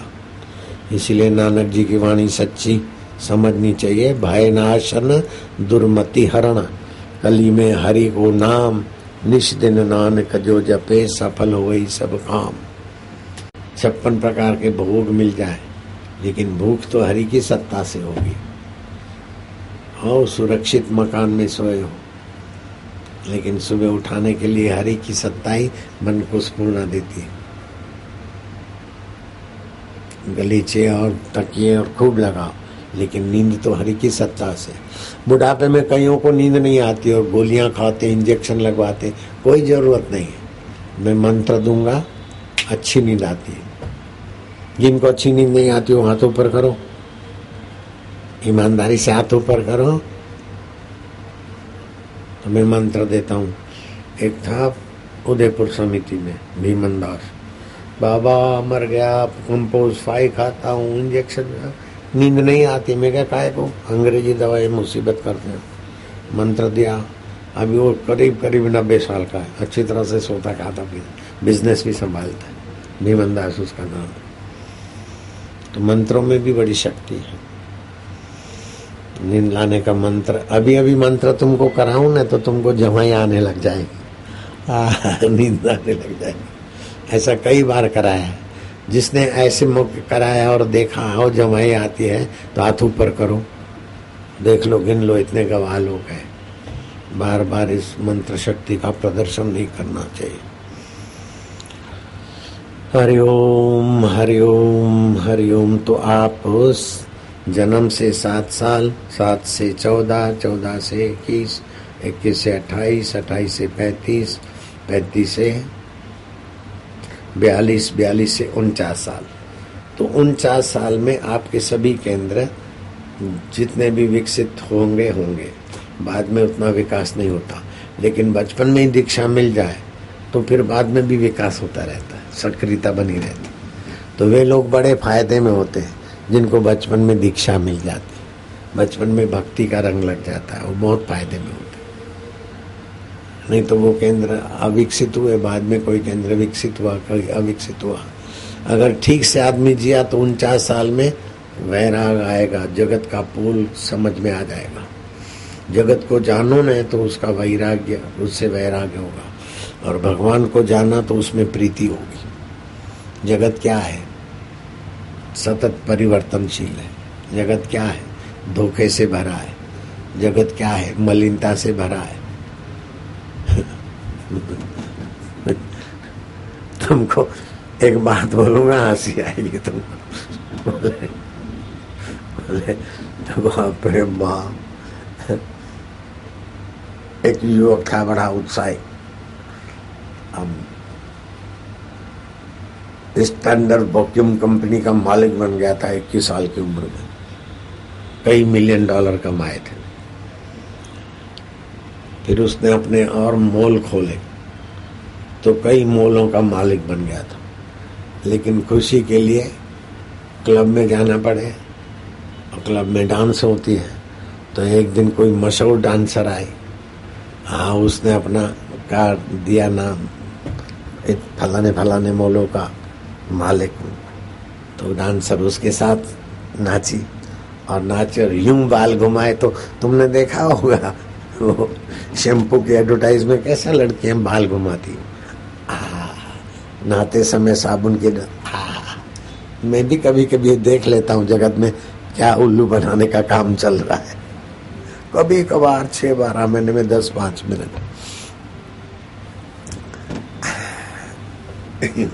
ऐसे रेशम जैसे बाल, काले काले हैं। तो मेरे को किसी ने, अमेरिका के कोई आए थे बच्ची, उसके सिल में, तो उसने बोला ये कुछ महीना ऐसे रहते हैं, वो 5,000 रुपया खर्च करना पड़ता है, ऐसा कुछ केमिकल लगा। तो वो भाई आई तो ऐसे बाल लंबे यूं करे था, यूं घुमाए। तो वो वैक्यूम कंपनी का मालिक, मॉलों का मालिक, उसके रेशम जैसे बाल देखकर ओह माय गॉड, तो पैराडाइज से आई, स्वर्ग से आई है मुझे। फिर नाचते नाचते जरा यूं हंसे तो ओए दांत तो सब कतार में, दांत नहीं डायमंड है इसके, तो हीरों की कतार है, दांत ऐसे सुंदर सुहावने, हीरों की कतार, बाल ऐसे के रेशम जैसे।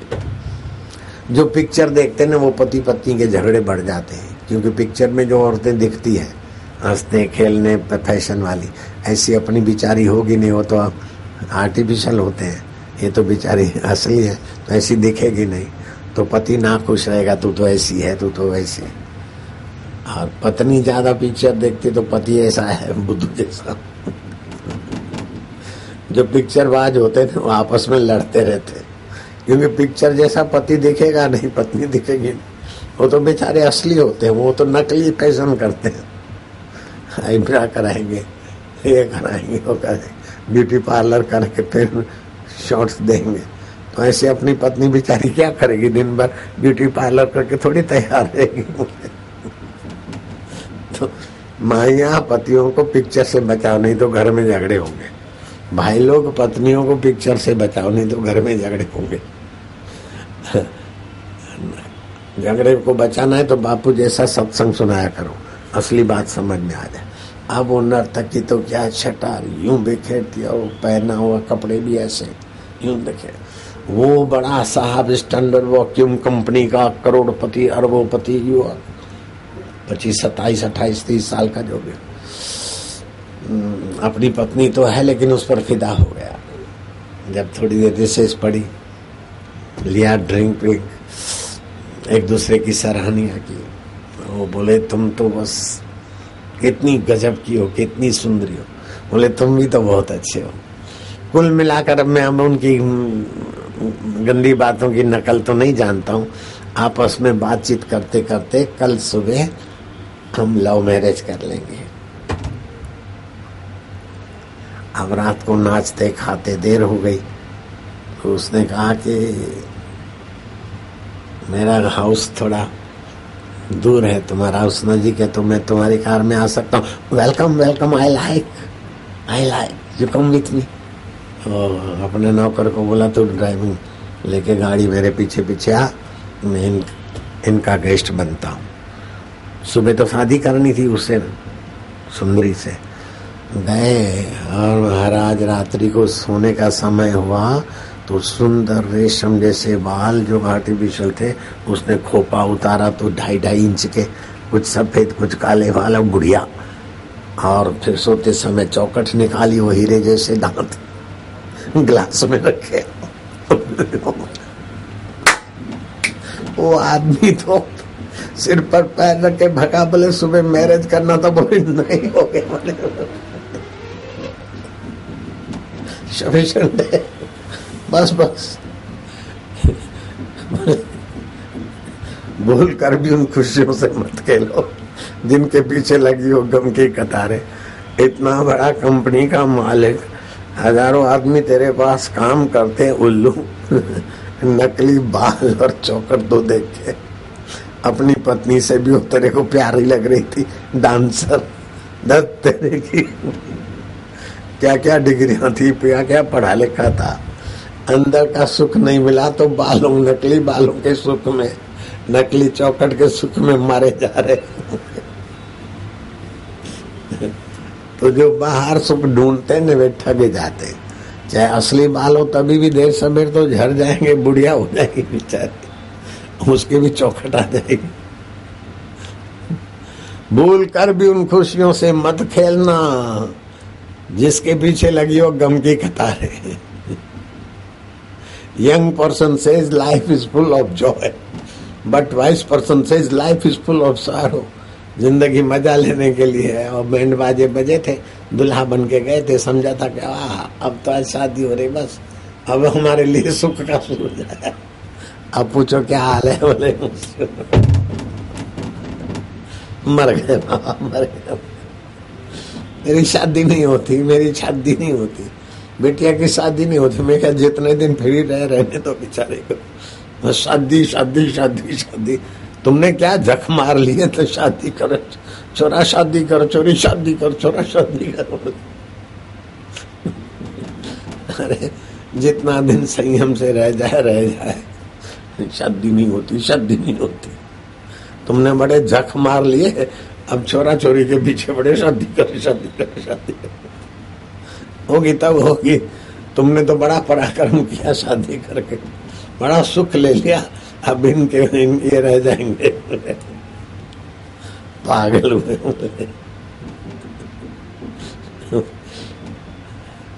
शादी नहीं होती तो समझते शादी में बड़ा सुख है।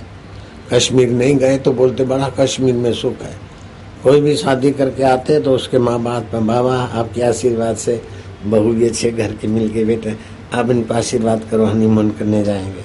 मैं कहाँ जाएंगे, बोले कश्मीर। मैं सोचा कश्मीर, तेरे पास ऐसा क्या सुख भरा है कि सब जख मारने तेरे पास आते हैं।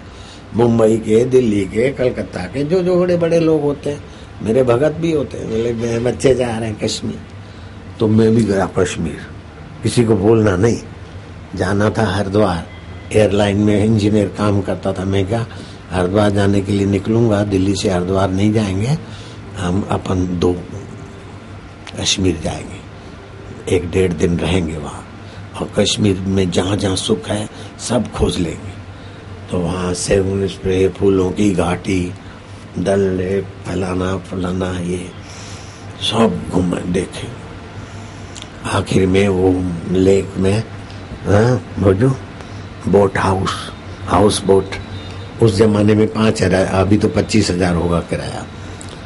मैं क्या अच्छा, तो ये 2 कमरे हैं, ये लिविंग रूम है, फैमिली रूम है हाउस बोट में, ये किचन है, ये अटैच लेटरिन बाथरूम है। वो समझे होंगे, मेरे को समझे थे कि ये दुबई का कोई बड़ा अमीर आदमी है, ऐसा पैरवेश था, दाढ़ी में सब दिखाए। फिर मैं क्या पानी कहाँ से आता है, कि ऊपर है टंकी, आपको नहीं करना पड़ेगा, नौकर आएगा, हैंडपंप चलाएगा, भर के जाएगा। फिर मैंने गणित लगाया कि अटैच है तो वो नल भी इधर ही जाता है, और वहाँ से नल थोड़ा दूरी से खींचता है। एक जगह तो अटैच लेटरिन बाथरूम स्नान का पानी जाता है, और पास में हैंडपंप चला के नौकर भर के जाएगा। मैं क्या धिक्कार है ऐसी खुशियों को। फिर आखिरी बच गया सुख की चीज, कौन सी? कपल आते न तो एक जोड़ा बैठ सके, ऐसा छोटी नाव होती, चलाने वाला एक और 2 पैसेंजर। शिकारो बोलते। मैं और मेरा भगत इंजीनियर दोनों शिकारों में बैठे, जरा ठंडी हवाएं, जैसे दुल्हा दुल्हन लेते ऐसे गुरु चेला ने ली। हम जरा देख के थोड़ा हंसे न हंसे, इतने में वो नाव चलाने वाला सुकड़ के बैठ गया। बोले बाबा जी मेरा हाथ देखो ना। मैं क्या चाहिए? बोले मेरे मुकद्दर में बाबा जी बम्बई देखने का है, कहीं मेरे मुकद्दर में मैं क्या बम्बई वाले तो इधर जख मारने को आ रहे, अहमदाबाद वाले इधर जख मारने को आ रहे, तेरे को बम्बई देखना है, दिल्ली देखना है, सब लोग यहाँ जख मार रहे। तो मनुष्य के मन की एक कमी है, जहाँ बैठा है सुखदास खजाना, उस रब के सुख को नहीं देखते। बम्बई वाला सोचता है कश्मीर जाऊं तो सुखी हूँ, और कश्मीर वाला हाथ दिखा रहा है कि बम्बई मेरे भाग्य में कब है। बोले ये मनुष्य के मन की बड़ी कमजोरी है। तुम्हारा बोलता है शादी का भोग, मंगनी का भोग। मंगनी वाला बोले शादी का इंतजार करता है, शादी वाला बोले बच्चे का भोग। अब बच्चे वालों से पूछो क्या हाल है, बोले बाबा कुछ नहीं, अकेले थे, मौत थी आई और ये वासम परपंच, तो झक मारने तो तुम ही गए थे। ये आई तो ये हो गया, वो हो गया। अंतर्यामी प्रभु के सुख को, अंतर्यामी प्रभु की हाजिरी को, अंतर्यामी प्रभु के आनंद को छोड़कर ये मिलेगा तो सुखी होऊंगा, यहाँ जाऊंगा तो सुखी होऊंगा, ऐसा करूंगा तो सुखी होऊंगा, एक भूला दूजा भूला, भूला सब संसार, विण भूला एक गोरखा जिसको गुरु के ज्ञान का आधार। सुख तो अपने आत्मदेव में है। आप कैसे मिले मैं बताता हूँ। रात को सोते समय सुख रूप में सो जाओ। पंचभौतिक शरीर माया का है, मन भी माया, बुद्धि भी माया, अहंकार, लेकिन मैं आत्मा हूँ, परमात्मा का हूँ। परमात्मा सुख रूप है, परमात्मा चेतन रूप है, परमात्मा आनंद रूप है। ओम ओम ओम। पहले थोड़ा प्रयोग अभी कराता हूँ, फिर रात को रोज भगवान में सोया करो। भगवान में सोगे तो सुख अंतरात्मा का आएगा। खाना पीना तो खा लोगे, लेकिन सुख के लिए ठांसोगे नहीं। पति पत्नी का व्यवहार करने के लिए काला मुंह कभी करना पड़ा तो कर ले, लेकिन 1 से 3 के बीच पति पत्नी के व्यवहार के लिए भी नहीं जगना चाहिए। रात को 1 से 3 की नींद जितनी गहरी, 11 से 3 तक की नींद उतना अच्छा रहेगा। चलो, कमर सीधी, गर्दन सीधी, अंतरात्मा का सुख जागृत करने की तरकीब सीख लो। बाएं नाक से श्वास लेने के लिए दायां नथुना बंद करो और उसमें ओम स्वरूप ईश्वर का नाम खींचो। ओम। श्वास रोको, मन में जपो ओम ओम। अंतर्यामी प्रभु का मंत्र है, मैं प्रभु का हूं, प्रभु मेरे है। दाएं नाक से श्वास छोड़ दो, फिर दाएं से लो। ओम। अंतर्यामी प्रभु का नाम है हरिओम ओम ओम। मैं प्रभु का हूँ, प्रभु आनंद रूप है, ज्ञान रूप है, चैतन्य रूप है। संसार का सुख तो दुख ले आता है, लेकिन प्रभु का आनंद तो सुख दुख से पार करके मुक्त कर देता है। दूसरे नाक से श्वास छोड़ो, जहां से छोड़ा वहां से फिर लो। ओम ओम शांति, प्रभु जी, प्यारे जी, मेरे जी, ओम ओम ओम। फिर बाहें छोड़ो। ऐसे 2-5 बार श्वास लिया और दूसरी जगह छोड़ा, जहां छोड़ा वहां लिया। ऐसा रोज सुबह खाली पेट करना चाहिए, और भोजन के पहले थोड़ा करके फिर भोजन करो। भोजन भी आनंद रस बनाएगा। अब दोनों नथुनों से श्वास खींचो, लो लो लो, खींचो, श्वास रोको। मैं भगवान का हूँ। भगवान अंतर्यामी है, उनका ये ओमकार मंत्र है, भगवान का है। इस ओमकार मंत्र को खोजे भगवान नारायण ने। इसकी छंद गायत्री है, इसके ऋषि भगवान नारायण है, और ये अंतर्यामी देव परमात्मा का नाम है। मैं जपूंगा, जपूंगी। होठ बंद रखना, गहरा श्वास अच्छी तरह ले लो। मैं करता हूं, ऐसे करो। ओम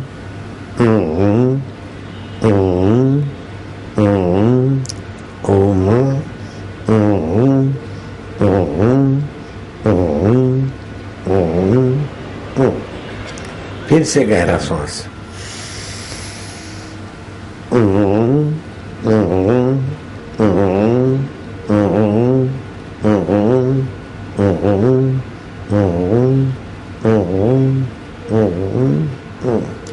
ऐसा 2 बार रोज करो तो ये पंचम केंद्र विकसित रहेगा। सुख दुख में आप प्रभावित नहीं रहेंगे। जैसा अमृत तैसी भी सखाटी, निर्णय अच्छे कर सकोगे। और बच्चों को भी सिखाओ। बच्चों को ये 2 करके फिर दूसरे 10 प्राणायाम तुम भी करो तो बच्चे बड़ी प्रतिभा संपन्न होंगे। कान में उंगली डालो, दोनों कानों में उंगली डालो बेटे। मोहन, राधा, रमा, केशव, जैन, आनंद। गहरा श्वास लो दोनों नाक से बेटे। लो लो लो। मैं बोलता हूँ ऐसा तुम मन में बोलो, मेरा सेवक बोलेगा। हम ओमकार मंत्र का जप करेंगे। हम ओमकार मंत्र का जप करेंगे। इसकी छंद गायत्री है। जिसकी छंद गायत्री है। इसके ऋषि भगवान नारायण है। इसके ऋषि भगवान नारायण है। और ओमकार मंत्र के देवता अंतर्यामी प्रभु स्वयं है। और ओमकार मंत्र के देवता अंतर्यामी प्रभु स्वयं है। हम उस अंतर्यामी के आनंद को और ज्ञान को, हम उस अंतर्यामी के आनंद को और ज्ञान को पाने के लिए जप करेंगे। पाने के लिए जप करेंगे। फिर से गहरा श्वास लो। होठ बंद रखना और कंठ से मैं बोलता हूँ, मेरे साथ बोलना, आगे पीछे नहीं होना। मैं प्रभु का, प्रभु मेरे। मन में हाँ, कंठ से बोलना।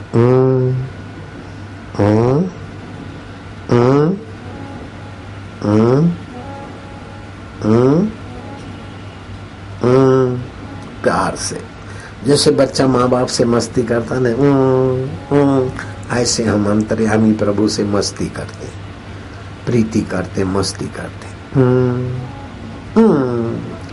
दोबारा श्वास गहरा। ओम भरना है।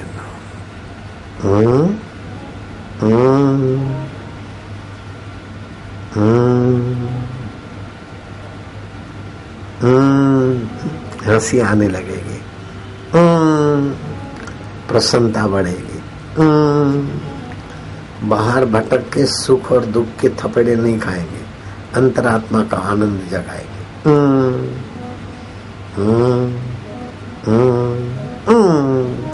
तीसरी बार गहरा श्वास। न कश्मीर भटकना पड़ेगा, न दांत वाली का गुलाम होना पड़ेगा, न लंबे बाल नकली का गुलाम होने पड़ेगा, और असली बालों के भी गुलाम नहीं होना पड़ेगा। असली आत्मा परमात्मा के प्रेमी बन जाओगे। तीसरी बार गहरा श्वास और गहरा और गहरा।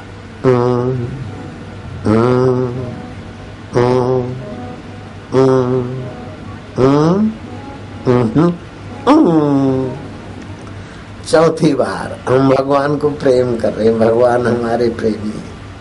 भगवान आनंद स्वरूप है। बाल वाली और दांत वाली और कश्मीर वाले और वाली ऐसा माया जाल है। हम तो भगवान वाले, भगवान हमारे। चौथी बार लंबा श्वास गहरा। मैं प्रभु का, प्रभु मेरे, प्रभु आनंद रूप, ज्ञान रूप, मुक्ति रूप।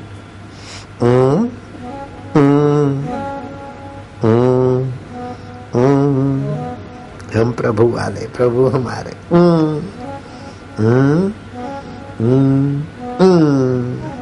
पांचवी बार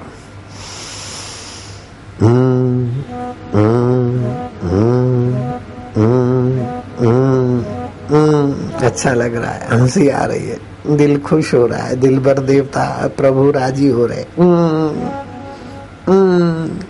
जन्मों का भटका हुआ, बाहर फंसा हुआ जीव अब मेरे तरफ आ रहा है। जैसे घर से भटकू छोरा माँ बाप के नजीक आता तो माँ बाप खुश होते हैं, ऐसे भगवान खुश हो रहे हैं।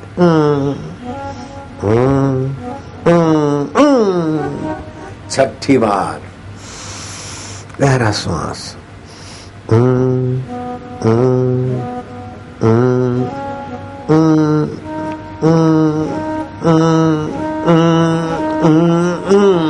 सातवीं बार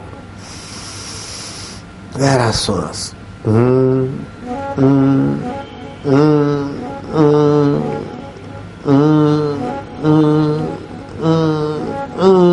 हंसी आ रही है, खुशी खुशी हो रही है, मन पवित्र हो रहा है। कान में उंगली डाल, नहीं तो बाहर निकाल देंगे।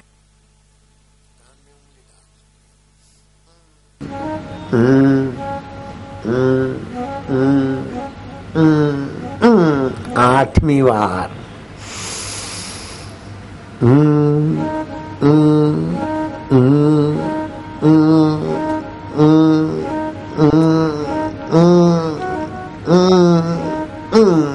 नौवीं बार गहरा श्वास।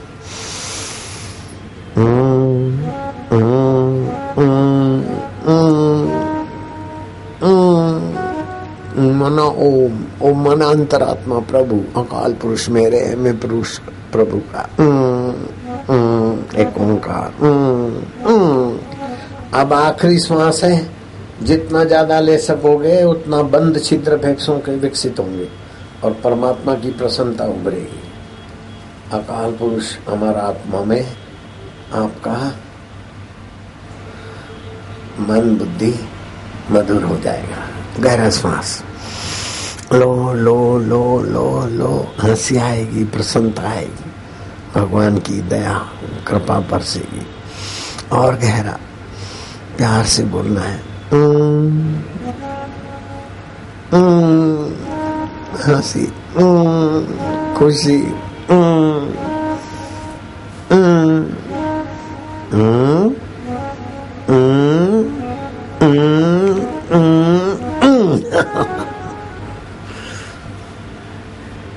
ओ प्रभु जी,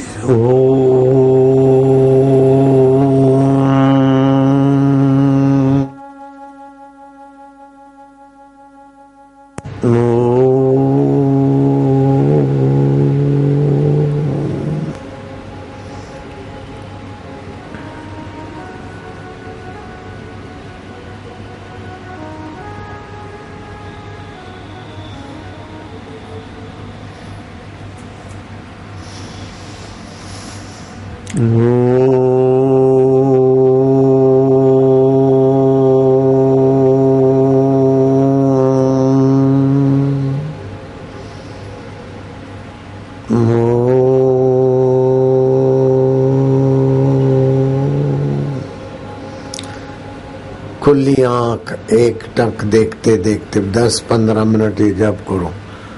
बुद्धू से बुद्धू बच्चा हो, बच्ची हो, व्यक्ति हो, दिव्यात्मा बनेंगे। बिल्कुल पक्की बात, ऊपर के केंद्र विकसित होंगे।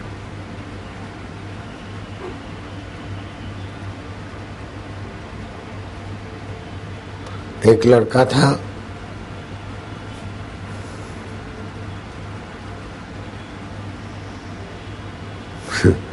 राजा की नजर पड़ी। अरे बेटे, हाथ में ये जूतों में क्या ले जा रहा है? बोले तेल ले जा रहा हूँ। क्या नाम है? श्रीधर। विजयनगर का सम्राट ने मखोल उड़ाई उस मंत्री की। तुम बोलते हो कैसा भी मूर्ख हो और वो महान बन सकता है अगर गुरु मंत्र और सत्संग हो। तो लो, ये नमूना आ गया है, लाओ बुलाओ। तेल क्यों जूते में ले जा रहा है? बोले माँ ने बोला तेल ले आ, तेल ले आ। मैं जल्दी जल्दी आ गया तो भूल गया बर्तन, तो जूते में ले जा रहा हूँ। विजयनगर के राजा ने ठाका मारते हुए कहा कि मंत्री, तुम बोलते हो ना कैसा भी बुद्धू से बुद्धू हो उसको सत्संग मिल जाए, गुरु मंत्र मिल जाए, महान हो सकता है, इसको महान बनाओ। लड़के के माँ बाप को बुलाया और मंत्री ने गुरु से मंत्र दीक्षा दिला दी, नरसिता अपनी उपनिषद का मंत्र। वो लड़का थोड़ा पढ़ते लिखते ऐसा बना कि श्री कृष्ण की गीता पर उसने टीका लिखना शुरू किया। और इसमें एक श्लोक आया था, योगक्षेम वाहामी हम। वाहामी भगवान ने क्यों लिखा? ददामी होना चाहिए, उस पे चेका मारा। थोड़ी देर में श्री कृष्ण उसके घर खिचड़ी लेके आए। ये कथा मैंने विस्तार से पहले बताई हुई है। श्रीधर स्वामी स्नान करने गए। पत्नी बोलती कि तुमको कैसे पता चला? बोले जो मेरा अनन्य भाव से चिंतन करता है मैं उसका ख्याल रखता हूँ। कहाँ रहता है? बोले सबके हृदय में। तेरा माँ बाप कौन है? बोले कोई भी बन जाए। तू क्या करता है? बोले भक्तों का बोझा वहन करता हूँ। तेरी बात समझ में नहीं आती। बोले मैं सारी समझ है बुद्धि तक होती है, और बुद्धि की समझे बदलती फिर भी जो नहीं बदलता, बचपन बदलता फिर भी जो नहीं बदलता, जवानी और सुख दुख बदलता फिर भी जो नहीं बदलता, मैं वही हूं। तेरी बातें तो बहुत अच्छा लगता है, लेकिन बातें समझ में नहीं आती। बोले समझ से परे है ये सब। जो मेरा भजन करते हैं उसी के हृदय में मैं प्रकाशित होता हूँ। ठहर ठहर बेटा, तेरे मुंह पे चाटा किसने मारा? बोले तुम्हारे पति ने मेरे मुंह पे चाटा मार के बाद में स्नान करने गए। इतने में वो लड़का अंतर्धान हो गया। घिंगरुले बाल वाला कन्हैया। श्रीधर आए, पत्नी ने सारी बात सुनाई।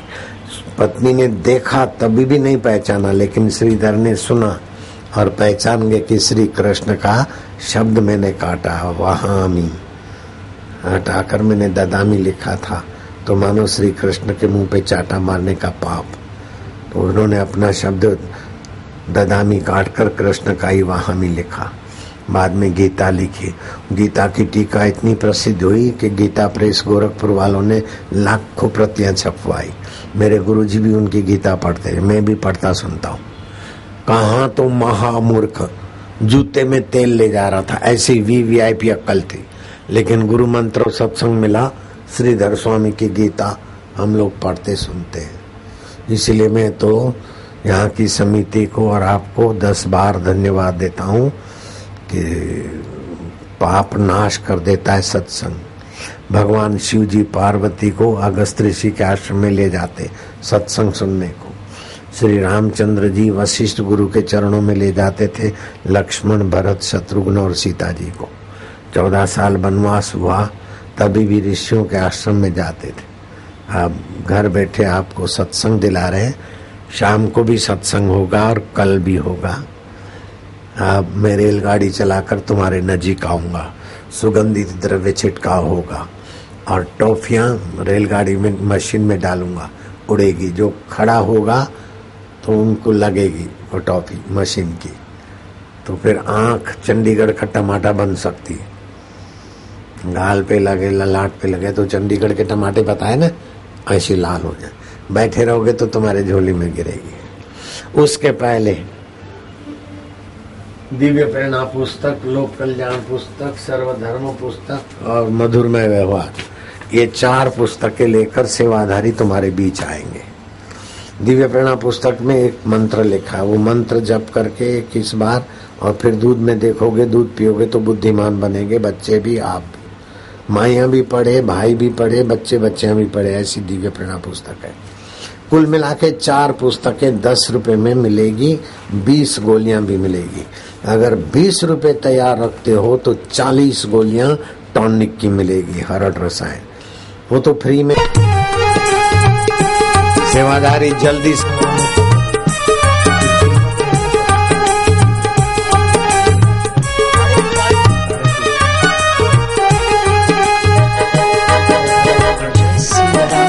जय सिया राम, जय सिया राम, जय जय सिया राम, जय सिया राम, जय जय सिया राम। हरि हरि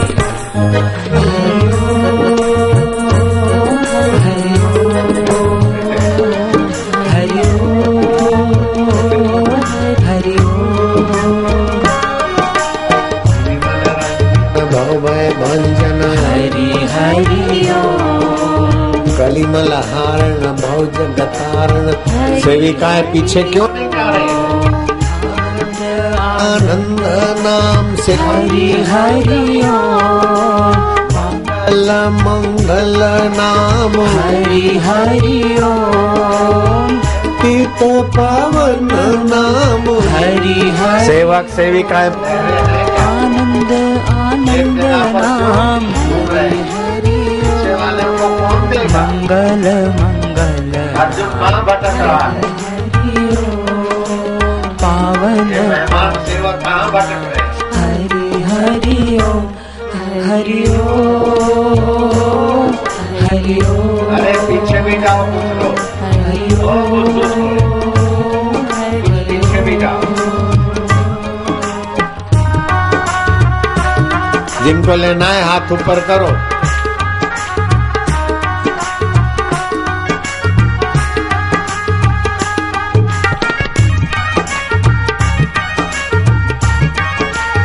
सब पीछे मत भेजो, सबको पीछे मत भेजो, चारों तरफ बढ़ जाने चाहिए। हरि ओम, हरि ओम, हरि ओम। मनोरंजन बहुभय भंजन हरि हरि ओम,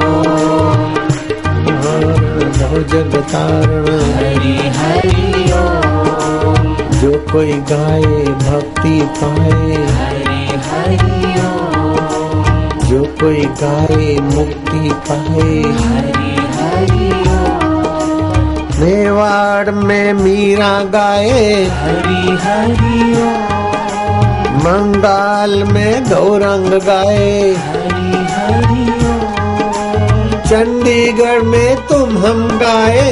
हरि हरि ओम, मंगल मंगल नाम, हरि हरि ओम।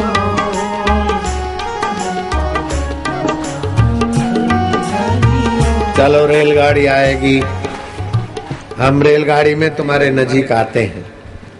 बैठे रहना अपनी जगह पर। सुगंधित द्रव्य की छिटकाव होगी और तुलसी के बीज वाली गोलियों की भी छिटकाव होगी। खड़े रहोगे तो आंख टमाटर छाप हो सकती है। चंडीगढ़ के टमाटे लाल देखे ना कभी? हाँ। बैठे रहोगे तो झोले में गिरेगी, खड़े रहोगे तो फिर धड़ाम। मोबाइल फोन से आंखों की जलन, कान का दर्द, सिर का दर्द, अनिद्रा। अभी तो विज्ञानी लोग बोलते हैं आने वाले 5-10 साल में लोगों को सिर के दर्द और बढ़ जाएंगे, क्योंकि मोबाइल का उपयोग करते ना। कुछ साल के बाद सिर दर्द की बीमारी लग जाती, चिड़चिड़ापन, अनिद्रा। इसलिए मोबाइल फोन की मुसीबत से बचो। और मुसीबत को मुसीबत कर ले राग पहाड़ी सुनने गाने से। राग पहाड़ी गाओगे तो मोबाइल फोन से होने वाली बीमारियों को टक्कर मारने वाली ऊर्जा पैदा होगी। गाएंगे राग पहाड़ी फिर से वापस भगोड़ा, नया टाइटल राग पहाड़ी भगोड़ा। माँ जैसे अपने बालक का हर पल ध्यान है रखती, माँ जैसे अपने बालक का हर पल ध्यान है रखती, ऐसे ही जोगी की करुणा पल पल मंगल करती। ऐसे ही जोगी की करुणा पल पल मंगल करती। जोगी रे क्या जादू है तुम्हारे प्यार में, जोगी रे क्या जादू है तुम्हारे जोग में।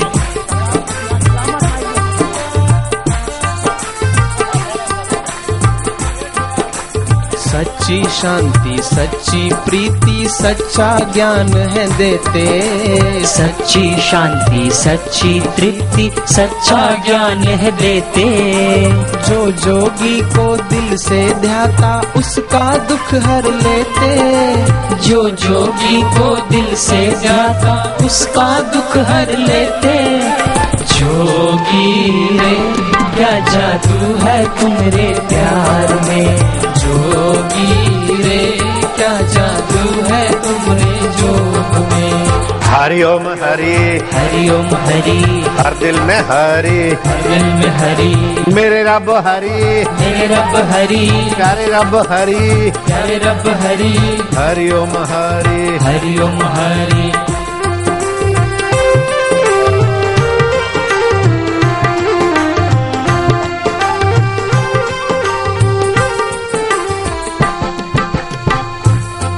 तेरा प्यार खींच के लाया, तेरा प्यार खींच के लाया, तूने कैसा जादू चलाया, तूने कैसा जादू चलाया।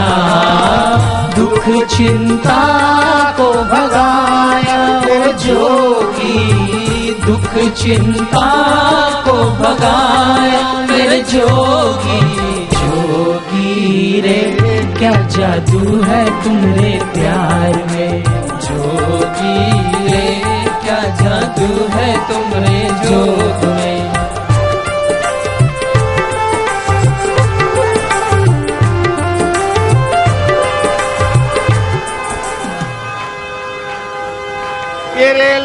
मुक्ति धाम।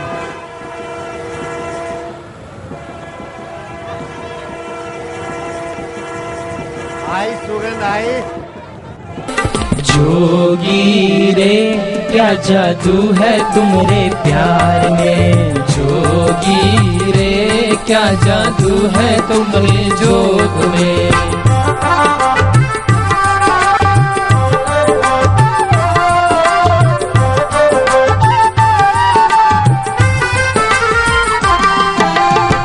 जगमग यहाँ जगमगाती ज्योति नित्य ज्ञान की, ओ जगमग यहाँ जगमगाती ज्योति नित्य ज्ञान की। ज्ञान का प्रकाश यहाँ क्या कीमत अज्ञान की, ज्ञान का प्रकाश यहाँ क्या कीमत अज्ञान की। कण कण में क्षण क्षण में तेरा रूप समाया हर मन में, कण कण में क्षण क्षण में तेरा रूप समाया हर मन में। प्रीति रहे अखंड तेरे चरणों में, ओ जोगी प्रीति रहे अखंड तेरे चरणों में।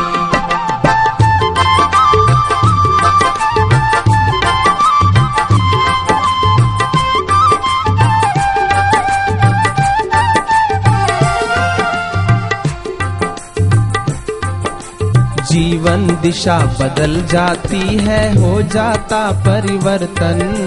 जीवन दिशा बदल जाती है, हो जाता परिवर्तन। जोगी की अमृत वाणी से होता ज्ञान का वर्धन, जोगी की अमृत वाणी से होता ज्ञान का वर्धन। जोगी रे क्या जादू है तुम्हारे प्यार में, जोगी रे क्या जादू है तुम्हारे जोग में।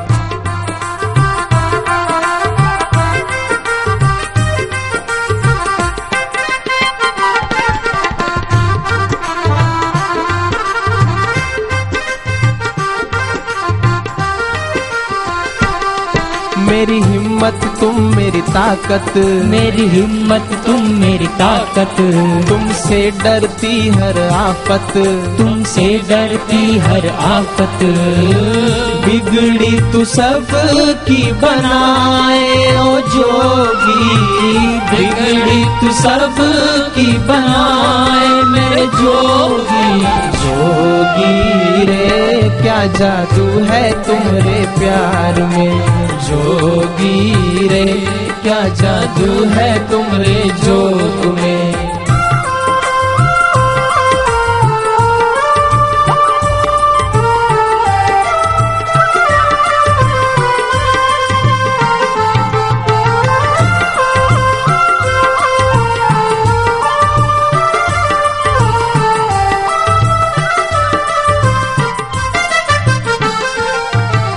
जंगम तीरथ जोगी मेरे मंगल करे सभी का, जंगम तीरथ जोगी मेरे मंगल करे सभी का। जहाँ भी जाए वो भूमि भी धाम बने मुक्ति का, जहाँ भी जाए वो भूमि भी ध्यान बने मुक्ति का। जोगी रे क्या जादू है तुम्हारे प्यार में, जोगी रे क्या जादू है तुम्हारे जोग में।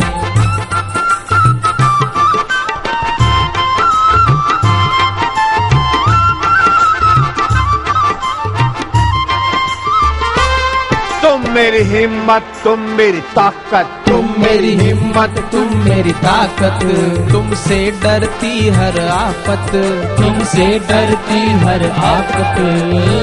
बिगड़ी तू सब की बनाए ओ जोगी, बिगड़ी तू सब की बनाए मेरे जोगी।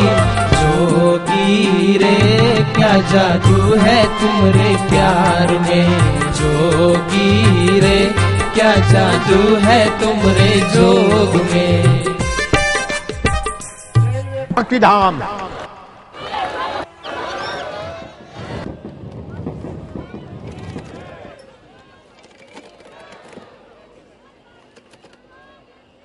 तुलसी वाली गोली चूस ले, वो गोली मारे, ये गोली तारे, गोली वाले। मिठी औषधि वाली बादाम खा ले, हरे बादाम खा ले।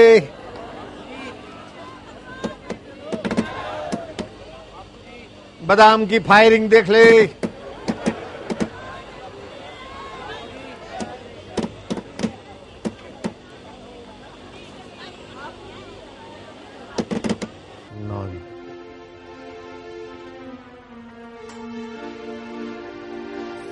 एक झलक मेरे जोगी की बस बिगड़ा भाग्य बनाए, एक झलक मेरे जोगी की बस बिगड़ा भाग्य बनाए।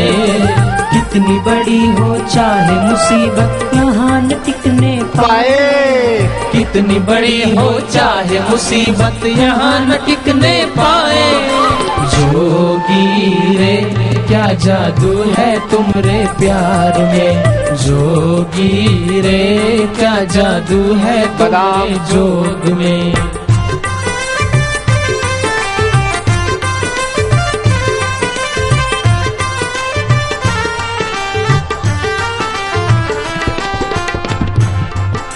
जोगी के दिल में करुणा के सिवा नहीं है कुछ भी, जोगी के दिल में करुणा के सिवा नहीं है कुछ भी।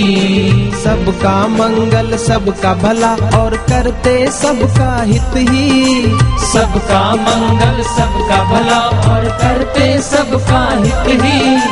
जिनके ताले खुल जाते हैं सुने जो सत्संग इनका, हाय हाय। जोगी रे क्या जादू है तुम्हारे प्यार में, जोगी रे क्या जादू है तुम्हारे जोग में। हरि ओम हरि, हरि ओम हरि, हर दिल में हरि, हर दिल में हरि।